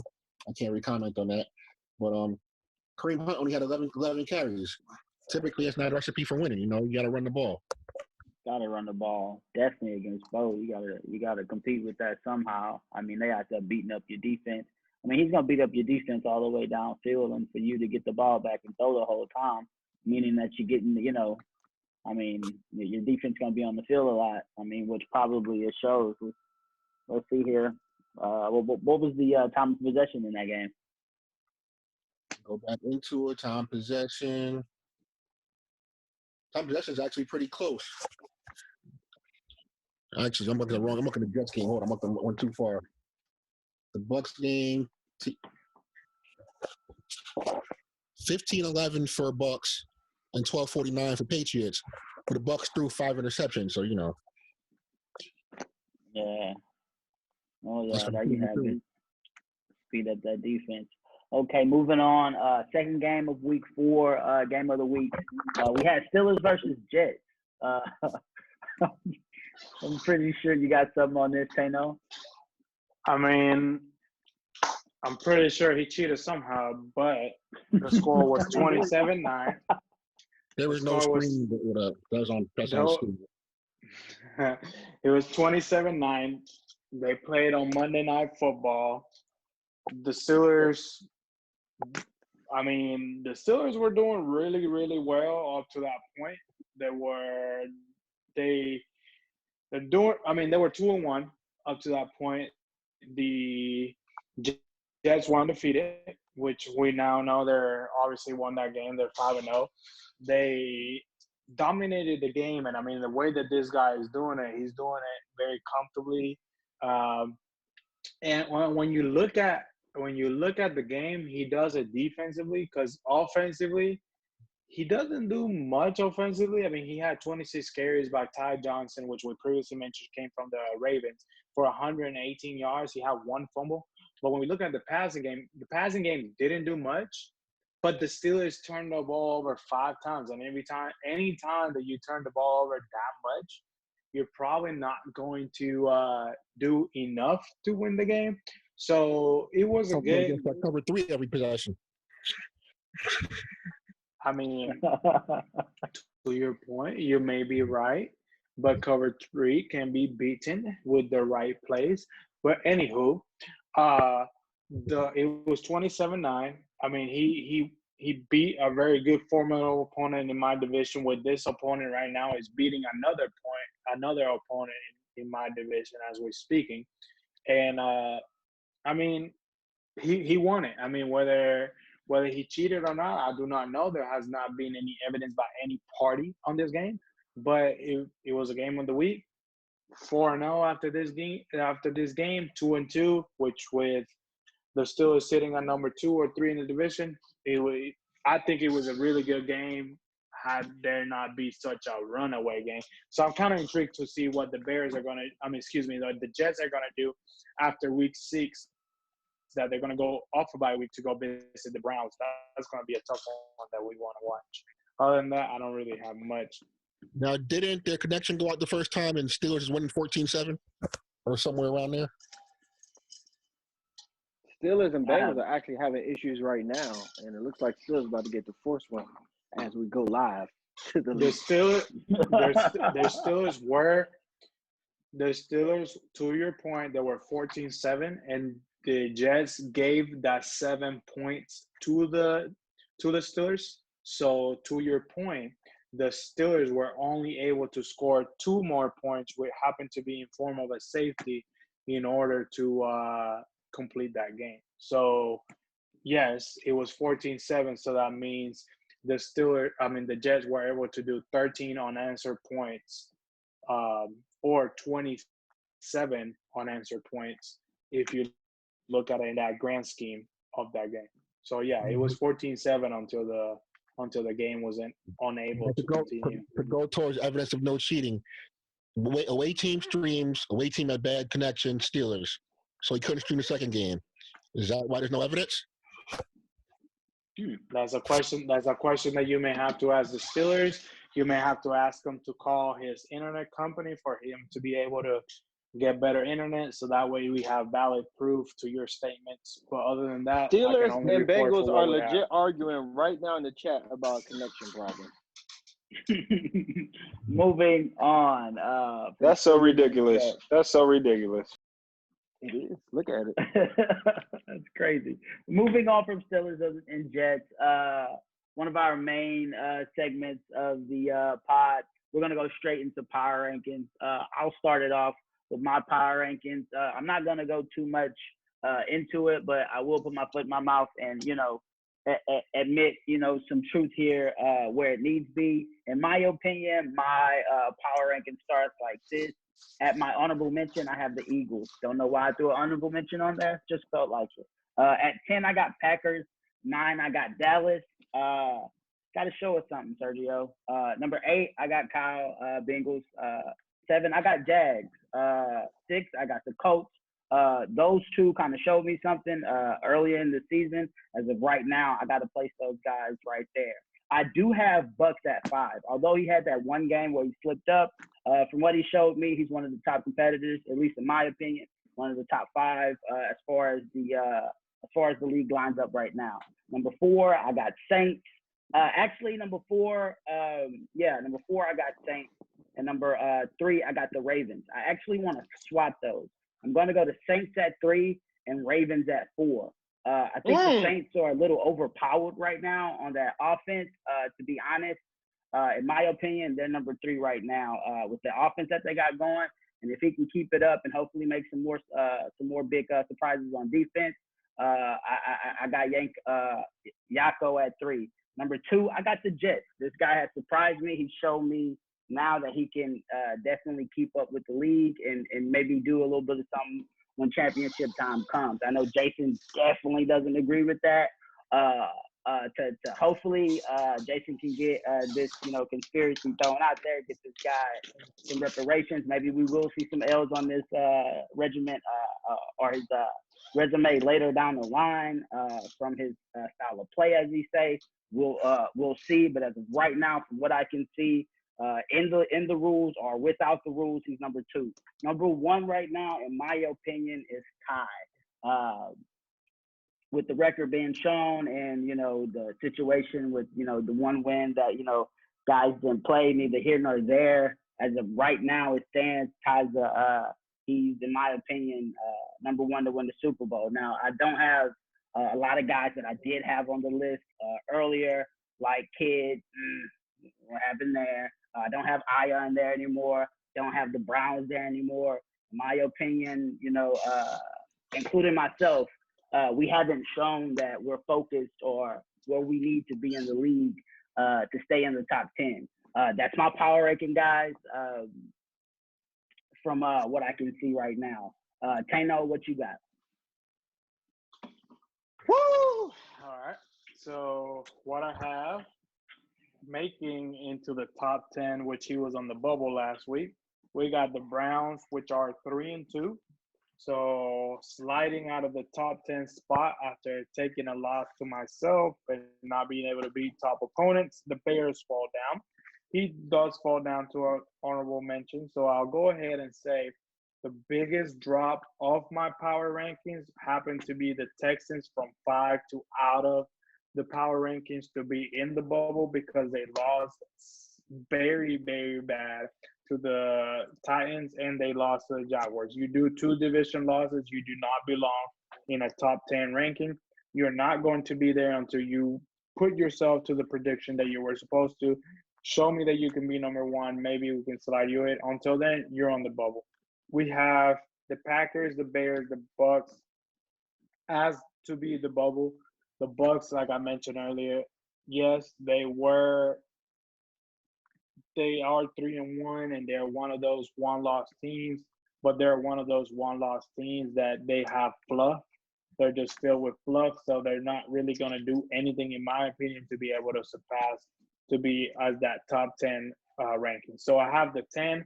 the Browns. Then I have a number 9, the Raiders. The Raiders finally catch some win. They won some games. They're now at 2-2. So the Raiders and the Browns, they have 2 losses. That's why they're 9-10. But they're tough users, and they're users that I believe will potentially be at that playoff spot, if not looking in. The Steelers are very close because of what they're doing lately, so they're in that bubble, but they're not quite there yet. Then we have the number 8. We have the Bengals, as I mentioned. They're within my division. They're at 2-1. So we now from 8-1, we get into those positions where you're either undefeated or you have 1 loss. Excuse me. The Jaguars are number 7.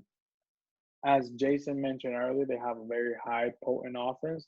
But when they play the Colts and that offense needed to be exposed and needed to be addressed, they didn't do it, and the Colts beat them. That's why the Colts come in at number 6. Now, number 5 come in the Cowboys, where Jason said that this man is going to probably win another Super Bowl, or he's the best in the NFC, or whatever that he was saying. He still forgets that the Saints beat him, the Cowboys, week 1. So with you losing to the Saints week 1, you cannot be any higher than 5, because every other person that I have up top is undefeated and have shown to be tough opponents. So the Cowboys come out the outside looking in at number 5. And number 4, still gaining no ground, will be the Saints. The Saints are still doing very well. They beat the Cowboys, so they have that win with them, and they're still probably going to win the division. So they're probably going to comfortably play in that number 4 spot. Now, where I have some change at the top 3 is now the Ravens come in at number 3, which is myself. I felt 2 spots, because if you're wanting to be number 1, you have got to prove to the league and to yourself and to everyone around you that you can beat teams well, and you can beat the teams that you're supposed to. Now, you come out of that game with the Dolphins with interceptions in Lamar Jackson and only beat them 14-6, and you have a lot of opportunities to put the game away, and you did it. You drop down to number 3, and you also not putting as many points forth. That's why you can't be in the top, because these next 2 teams are putting points, are holding teams, and they're doing the things that are supposed to. And now I switch into, this is probably the 2 teams that we'll probably see in the Super Bowl, which are the Jets coming in at number 2. They're giving up only 102 points, where they're scoring 172. Yes, the Saints are only giving up 33 points, which is outstanding. That's unheard of. But the thing is, the Saints have not really played anyone outside of the Cowboys. So other than that victory right there, we don't have much on that resume. And then number 1, where I agree with you, Lowe's, is going to be the Seahawks, where they were at number 2 last week. They have bumped themselves, and it might be a little bit looking into the future, the way that they beat the Colts coming from behind and then getting a 2-touchdown win over the Colts is what's probably going to put them ahead and solidify them at that number 1 spot. So I got Seahawks, Jets, Ravens, Saints, Cowboys, Colts, Jaguars, Bengals, Raiders, and Browns. Awesome. Appreciate that. A new power ranking we're adding over here, Swan. Swan, what you got on your power ranking? Okay, so I'm going to start from the bottom and work my way to the top. At number 10, I got the Browns. Yes, this man's a little shiesty. Yes, all he cares about is fucking bitches, but he still finds a way to get the good wins. So number 10 for now, if he could be a little bit more consistent and be a little bit more efficient with his game plan and stop holding us up so much, he can move up. But he's focused on the hose. Number 9, I have to say Patriots. Patriots has came into the league. He's showing efficiency. He's showing that he can make shit happen.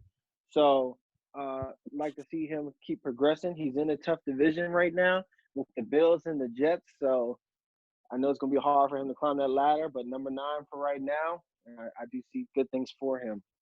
Number 8, I had Jaguars a lot higher when I didn't do power rankings, but just looking at the way the league is progressing right now, Jaguars at 8, I still have a lot of faith that he can make some noise this year. Number 7, I have the Bears. Bears had a rough start. He did have a very formidable opponent, former Super Bowl champion. So you can't just write that off as an easy win. You know, Ravens are going to bring it out of you. So Bears at 7. But I do see him probably winning, almost probably winning out for the rest of the year. So he could definitely climb the ladder. I got the Saints at 6 because he's in a division where there's not a lot of competition.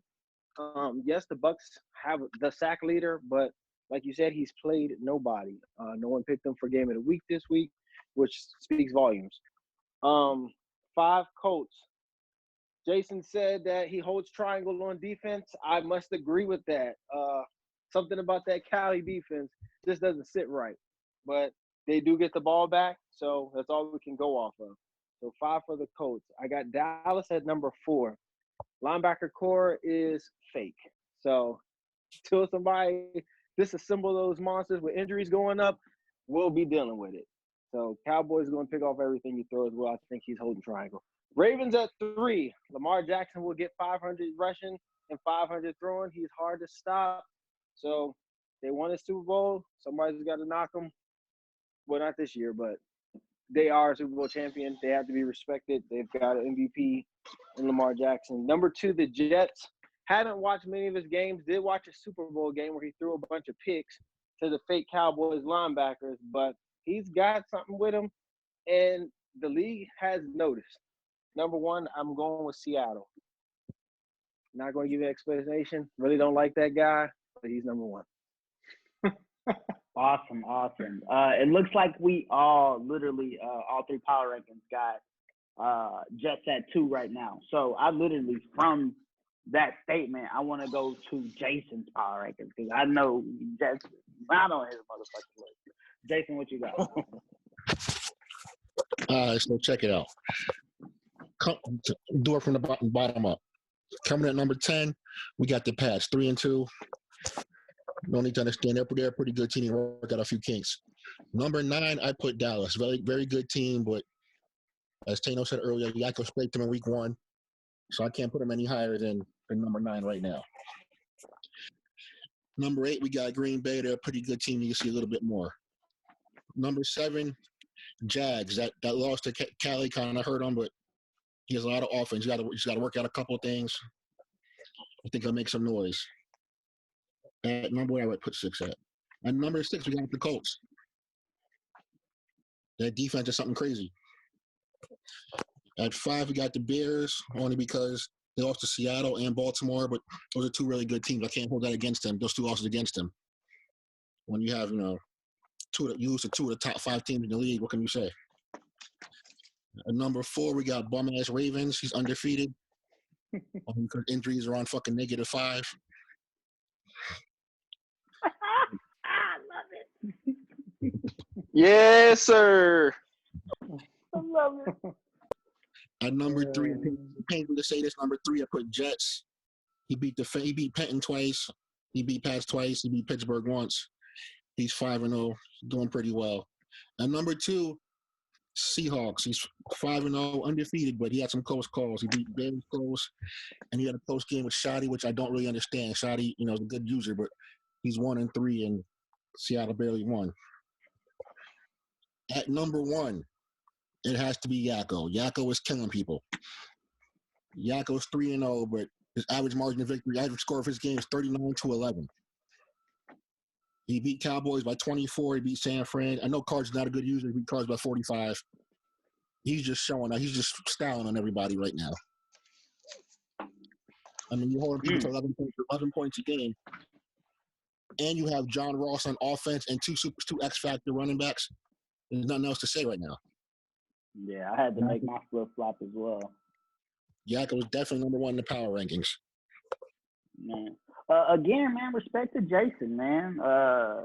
Had a lot to say about the man. Still put the man on this list for what he's done so far. So I gotta say, man, respect to you, Jason, on that one, man. I've been throwing off my goddamn man. But anyway, you can't say I lied. Never in your life. Yeah, hey, I can't and I won't. Hey, over here on this end, hey, Jason real. Hey, Ian, what you got on the power rankings, man? Okay, let's start it off right. At number 10, I got the Eagles. I haven't really been following him too much, but he is currently sitting at 3-1, and I played Chemo in the past. He's a solid opponent, and I feel like once he gets it going, he can make a nice little run. Coming in at number 9, I got the Colts. To be honest with you, he haven't really shown me much this Madden. He's definitely a solid opponent in past years. But to piggyback off of what Swan said, it's probably a whole lot of triangle button pushing going on right now. At number 8, I got the Jags. And in real time, I want to make a switch.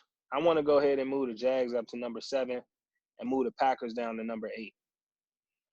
The reason why is because Jags, I played him, I believe, last season and probably 2 seasons before that. And each time I play him, I was speaking to Top Cat about it. It seems as if he's getting better and better each game. And he's going to be a force to be reckoned with. I pulled the win out last time we played, but it wasn't an easy one. So I definitely got to move Jags a little higher than an 8 ranking right now. So I moved him to number 7, and at number 8, I got Packers. He's a solid opponent. He's in my division, but he still got to show me something. He hasn't shown me, quite frankly, what I'm looking to see out of him. At number 6, I got the Cowboys. Crazy linebacker core. But for me, I'm just going off my own personal preference as well as how I'm looking out for the division to shape, how the lead to shape out. I just see him as somebody that's beatable. I felt completely confident in the NFC Championship when I played him, but I came up short. But he's a solid opponent, tough opponent, not someone that's just a pushover by any means. But he got to show me more. At number 5, this is tough. This is really tough. But I would have to say Seahawks. And I know everyone going to give me some flack about it. But I guess the reason I'm feeling this way is because Seahawks been easy for me. I can't really speak to everyone else, but he's been easy for me. And he's a strong opponent. He's solid. As I stated, when we played our opening season game, which I'm very highly upset that it didn't get finished because I wanted to show that, you know, he deserved to have that one loss on his record right now because I was winning. But he has great receivers. He has Russell back. He has a solid defensive core, but he could tend to get off his rocker at times. And he got to stay locked in. He's similar to myself and to Kid and to a lot of these other great players that you say can, if they focus, then they can go far. He's one of them type of players. If he's locked in, he's going to go far, but if not, he can fall off. And number 4, I will have to put myself. The reason I put myself so high at number 4 is because, in my opinion, the only loss I got right now is to Ravens. I granted my record say 3-2, but I think Swan spoke to this a little earlier. I don't foresee anyone beating me or standing in my way going forward for the rest of the season. And I could possibly see myself at most taking one additional loss, which I highly doubt. But I'm going for straight wins here on out. And just to hear my name on out of a lot of rankings is kind of motivating me even more, and that's what I need. You know, I love to hear that because that make me get fired up to go ball out even harder. Let's see. At number 3, I will have to put Jets. Jets been balling out, and I know it's a lot of questionable things that he's been doing, but from the games that I've been watching him play so far, it's just amazing ball that he's been delivering, play over play. So he's definitely in my top 3 right now. And coming in at number 2, Mr. Spam himself, I had to say Ravens. You know, he going to spam that Lamar, but it's working for him, man. You know, you got to go with what works. And last but not least, there's going to be a shocker, but I think This is tough. But I really think that me and Bills are on the same page with this one. I got to put Saints at number one, in my opinion. I've been telling everyone. I've been speaking about it. I've been kind of pretty much that person that was standing in his way from time over time, but he's getting to the point where he's just taking over. And he really mastered that run game now. His run game is awesome.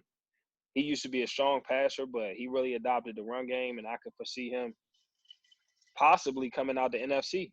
If he stay focused and stay locked in, this might be a season. So that's my top 10. Awesome, man. Well, getting into a new segment that we're gonna drop here for our guest host. Definitely appreciate you, Jason. Definitely appreciate you, Ion, for taking the time to do this with us. Takes a lot of time for the guys that don't know in the chat. It takes a lot of our time to actually do this, and for these guys to take the time to do this, we really appreciate it. All jokes and bullshit aside, man, really appreciate y'all coming and doing this with us, man, and giving y'all intake and really doing y'all homework to help us out, and make this thing go a little bit further than what it is, man. So with this new segment to show our for sure to show our appreciation, we got the coach's corner. We're gonna kind of let y'all guys have the floor, bring up what you want to bring up or talk about some stuff that y'all want to talk about. The floor is y'all. Okay. So, thank you once again for allowing us to be on this segment. Me and Jason, we've been kind of brainstorming a lot of different cool ideas to go with this coach's corner, and one of the things that we kind of want to present to the lead is who's hot and who's not. And pretty much during this segment, we're going to talk about, we're going to highlight a specific team in the AFC that we feel is hot, and we're going to highlight a specific team that may have a nice record, but might be full of fluff. So I'll kick it off, and everyone else in the chat, feel free to hop in and give your 2 cents or take on it. But for me, the who's hot in the AFC right now is the Jets. The Jets been killing it. He finds a way to win. He put up crazy stats. Just looking at what he's doing with Ty Johnson, who's currently averaging 132 yards a game. You got freaking Jamian Forrest, who's playing like a man-child at free safety. He's just clicking on all ends on the offensive, defensive side. I see him being the hottest player out of the AFC right now, and I don't see anyone really standing in his way. As to who is not hot, I will have to go with the Browns. He is complete butt cheeks. And it's being shown this season. His rushing yards per game has decreased. He used to spam with the run game, and it's going down like crazy. His quarterback is awful. I don't know what to say about this man. You cannot. He shouldn't even be in a conversation as a franchise QB, and that really plays to the owner, which is the Browns. He hasn't shown that he's a good owner. He's shown that he has some good pieces that he picked up over the course of the season. But right now, to have Jeffrey Durbin as your QB, who on the season has 2 TDs. Listen to this, fellas. 2 TDs on 85 attempts and 6 interceptions. QBR rating 60.2. He is awful. You got second string quarterbacks that's playing better than this man. So the Browns, I would have to say you need to get it together. It's still early in the season. Right now, you're not clicking on all cylinders, sir. And with that being said, before we go to the NFC, I want to get anybody perspective on the thoughts of who's hot and who's not out of the AFC. I mean, I will have to agree probably with you about who's hot in the AFC. I mean, as you have mentioned, the Jets, whether he's cheating or not, allegedly, according to Jason, he's still not hot. alleged. I mean, the man, there is proof. It's not alleged. He's still doing his thing. He's still coming in and getting the job done. So I mean, he's getting the job done. Now, when we talk about who's not hot, and when we talk about where the power rankings came out, and when we talk about who has failed the most, and when we talk about who has disappointed us the most, I mean, the Browns, in my opinion, have just been the Browns. I mean, he's not able to build teams. So after his franchise experiences a year or two of development, he goes nowhere. So that's expected. So by year 3, if he doesn't win a Super Bowl, he's not winning a Super Bowl. He's always going to be that down the road. So I kind of disagree with you because I already expect it. But the person who is not hot is the person who I picked out of the AFC South to win, and the person who I had 5th in my power ranking because it was time for something but not to win, Lowe's. He's in here in this conversation. He has not been hot. He got spanked. I mean, he got dead spanked by Shotty. I mean, he did. I mean, Shotty just exposed what he could expose, and then he lost to the Jaguars. So the question right now that we have to him is, who are you? And are you the guy that we all thought you were, or are you this new guy, but at 2-2 and getting spanked shows that you're the guy that we thought you were going to be? And I appreciate that honesty, co-host. In all fairness, I do appreciate that honesty. But anyway, with Shotty jumped on my ass in that game early. I mean, I was trying to force a lot of things. I didn't even prepare for the game, to be honest. And that's to my detriment. Like Ian said earlier, I didn't make his list, and it's because probably, I haven't shown, some focus. In my other game against the Jaguars, that was a good game. I mean, again, I wanted to beat him at his own game. I got a little hot-headed in that game as far as to wanting to beat him with the user versus user, which is a point I made in the last podcast, just for that simple fact, just being, an ass, and it backfired on me. Last play, I mean, I'm not even going to get to it. But to answer my man Ian, I do agree with his hot. Jets are hot. You know what I mean? He showed he was hot last year in the playoffs. He showed he was hot definitely starting off this year. I mean, from what I've seen, the couple times I've tuned into his gameplay is solid. Like I can't knock it. And I will say, I mean, I do got to agree with your Fluff as well.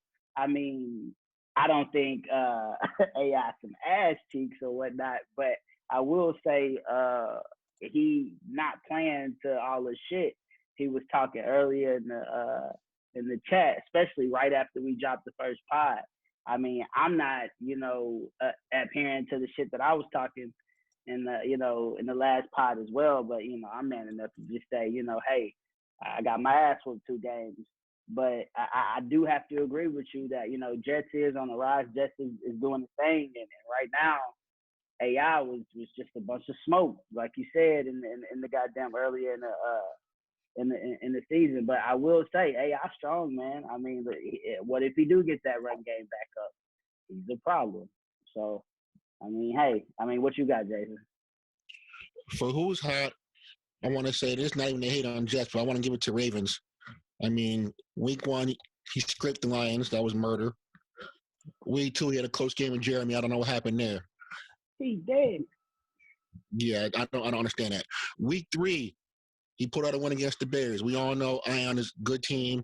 Ion is one Madden good short of winning the Super Bowl last year. I know it's NFC Championship game, but let's be honest, Ion would have won the Super Bowl. And then week 4, I mean, he beat Penn. Penn's a good user. So I want to say for who's hot, I'm definitely going to go with the Ravens there. For who's not, I know he missed the game, but it's got to be the Raiders. We expected so much out of him last season. I don't know what's going on right now. Can y'all get that on recording, baby? Woo! I'll go back to my hiatus. I know Raiders got raped week 1 by Jags. Week 2, Serge did him filthy.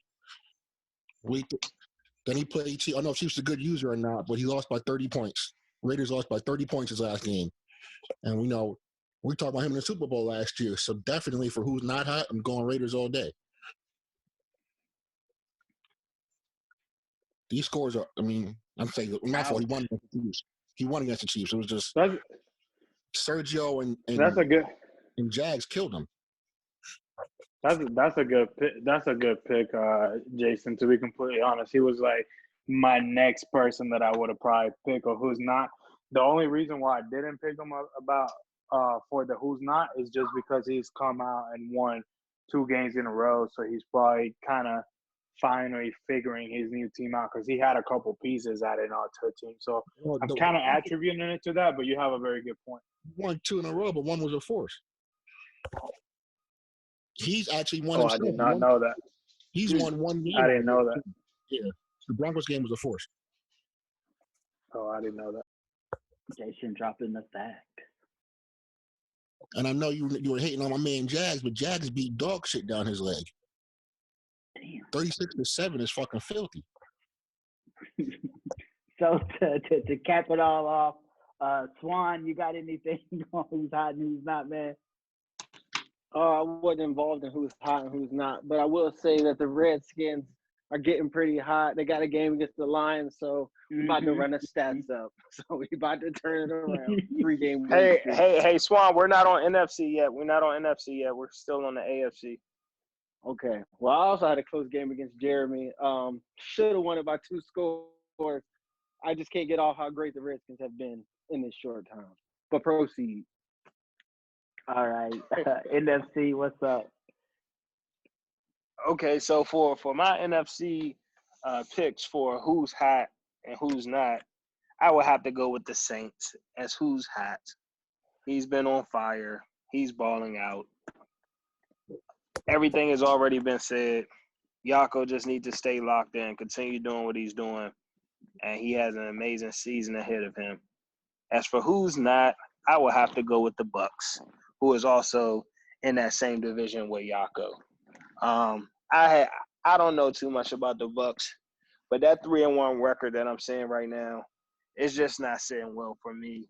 I feel as if that's overhype, and as the season go forward, we'll see who pans out as the top opponents in the NFC. And I don't think Bucs going to be anywhere on that list. So, Bucs, if you're listening, prove me wrong, sir. Can I say this? In real time, the Bucs have just won another game. They're 4-1. Against who? The Rams. I know y'all not going to give them credit for that, but you're 4-1. You beat them 39-22. That's a tough opponent, man. They almost beat them by 20, 39-22. Rams was complaining that he was rolling out and throwing a lot. Factory. He ain't lying. But I'm just curious to know who has been the Bucs opponent. I should have looked that up. What for producing and who's not, but I don't know if he played any worthy opponents that we could actually sit up here and say, oh, we need to really watch out for this guy. He played. Who's a not worthy opponent? That's what I want to know. Who's a not worthy opponent? So let me hear your opinion on who sucks in the league. Bears. I'm not gonna go to that extent because I haven't watched everyone, so it'll be an unfair assessment to say, this person sucks or that person sucks. But what I would say is, looking at Spence's record, you say he just lost. So I'm guessing he's 1-4 now. That's not a worthy opponent to me to really be bragging about. Oh, he's doing something in the league. Okay, Spence I pulled up his record. I pulled up his schedule. That's whenever you guys stated about the Bucs earlier when he came out 2-0 and we first did the podcast. It's just when I looked at his upcoming opponents, I mean, he just does not have that. He does. If he goes in to New Orleans and he beats Marcus Mariota and that 2 running back system, then I would say he's somebody. But until he beats anyone in that division or he does something, I just think 3-1 is the same case as like the Bears winning that division. It's just kind of like you're supposed to do that. So if you don't do it, then that's on you. But other than that, you're supposed to do it. Question was Eagles. I know Eagles was in somebody's power rankings, and Bucs defeated him comfortably, 27-7. Yes, Not on mine. Eagles was in came in at number 10 on my power rankings. He made my but, bubble. Yeah, he made Los bubble. So, I mean, I guess that's a pretty worthy opponent that he beat. So, what? Continue. Any other people? 5-game difference between him and Panthers, 20-25. And the Panthers just dropped 70. So he might have to come on somebody's power rankings to put up 70. That's a lot of points. Jason, you got a who's hot? Wait. Panthers is shoddy, right? Am I correct? No, the Panthers only put up 70 because that was an emotional game because the Cardinals were beating up his brother, a pounding on his little brother. But outside of that, I guarantee you he finished the season with a max of 6 wins. And then y'all be looking back at this and talking about like, what the hell was I talking about? Emotional. He was just emotional games in there, crying while he was playing. Let me peek on my little brother. He also defeated Mean Jason Green. Jason? Yeah. Speaking of little brothers, while we're on the topic, I gotta shout out my little brothers. I mean, my little brother Falcon. Yaco asked if you can wake him up because shout out Falcon. Oh man! It's in the chat. Yeah. Yaco said, "Can you wake up your brother?" We've been talking. You mean the 0-4 Falcons? Is he tanking for another top pick, or what's he doing? See, here's the issue. I think he has trouble, like building teams and things like that because he's not focused enough on that side. But as far as like, man, the shit crazy, man. He like Rain Man on the game sometimes, man. Like he just gives me games. But as far as our gameplay, like me and him head on head, he always beats me and then gives me the game. It's weird. I mean, but anyway, I digest. I mean, I understand it, but if I were to say he has any issues, he's got to start by his thumbs. If he changed those out, he'll be all right. I want to give a shout out to my brother too. Let me give a shout out to Top Cat one time.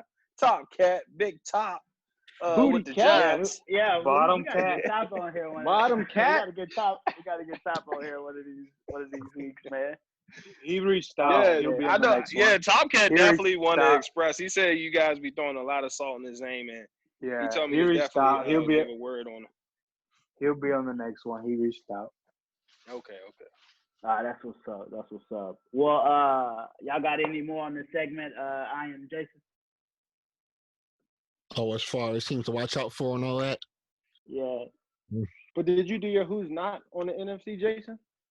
No, I was going to take Chris Spencer. He told me he lost again. I don't want to say nothing about him now. Oh, man.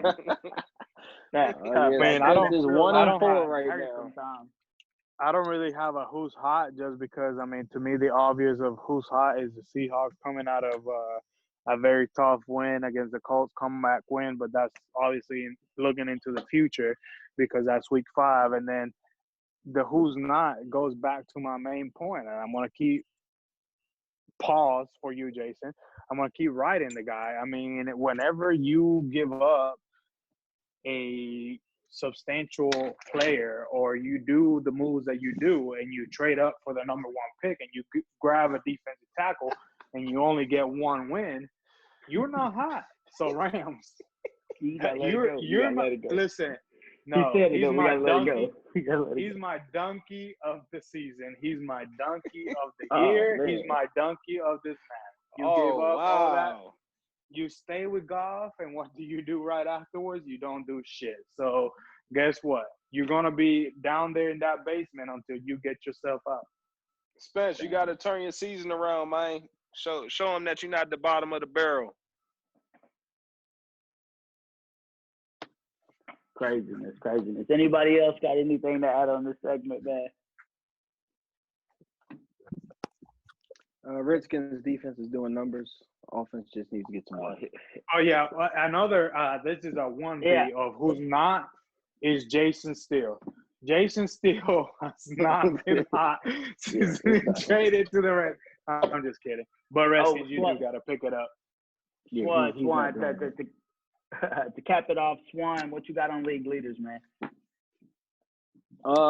League leaders, Carlton Underwood leads in rushing, yards, and touchdowns.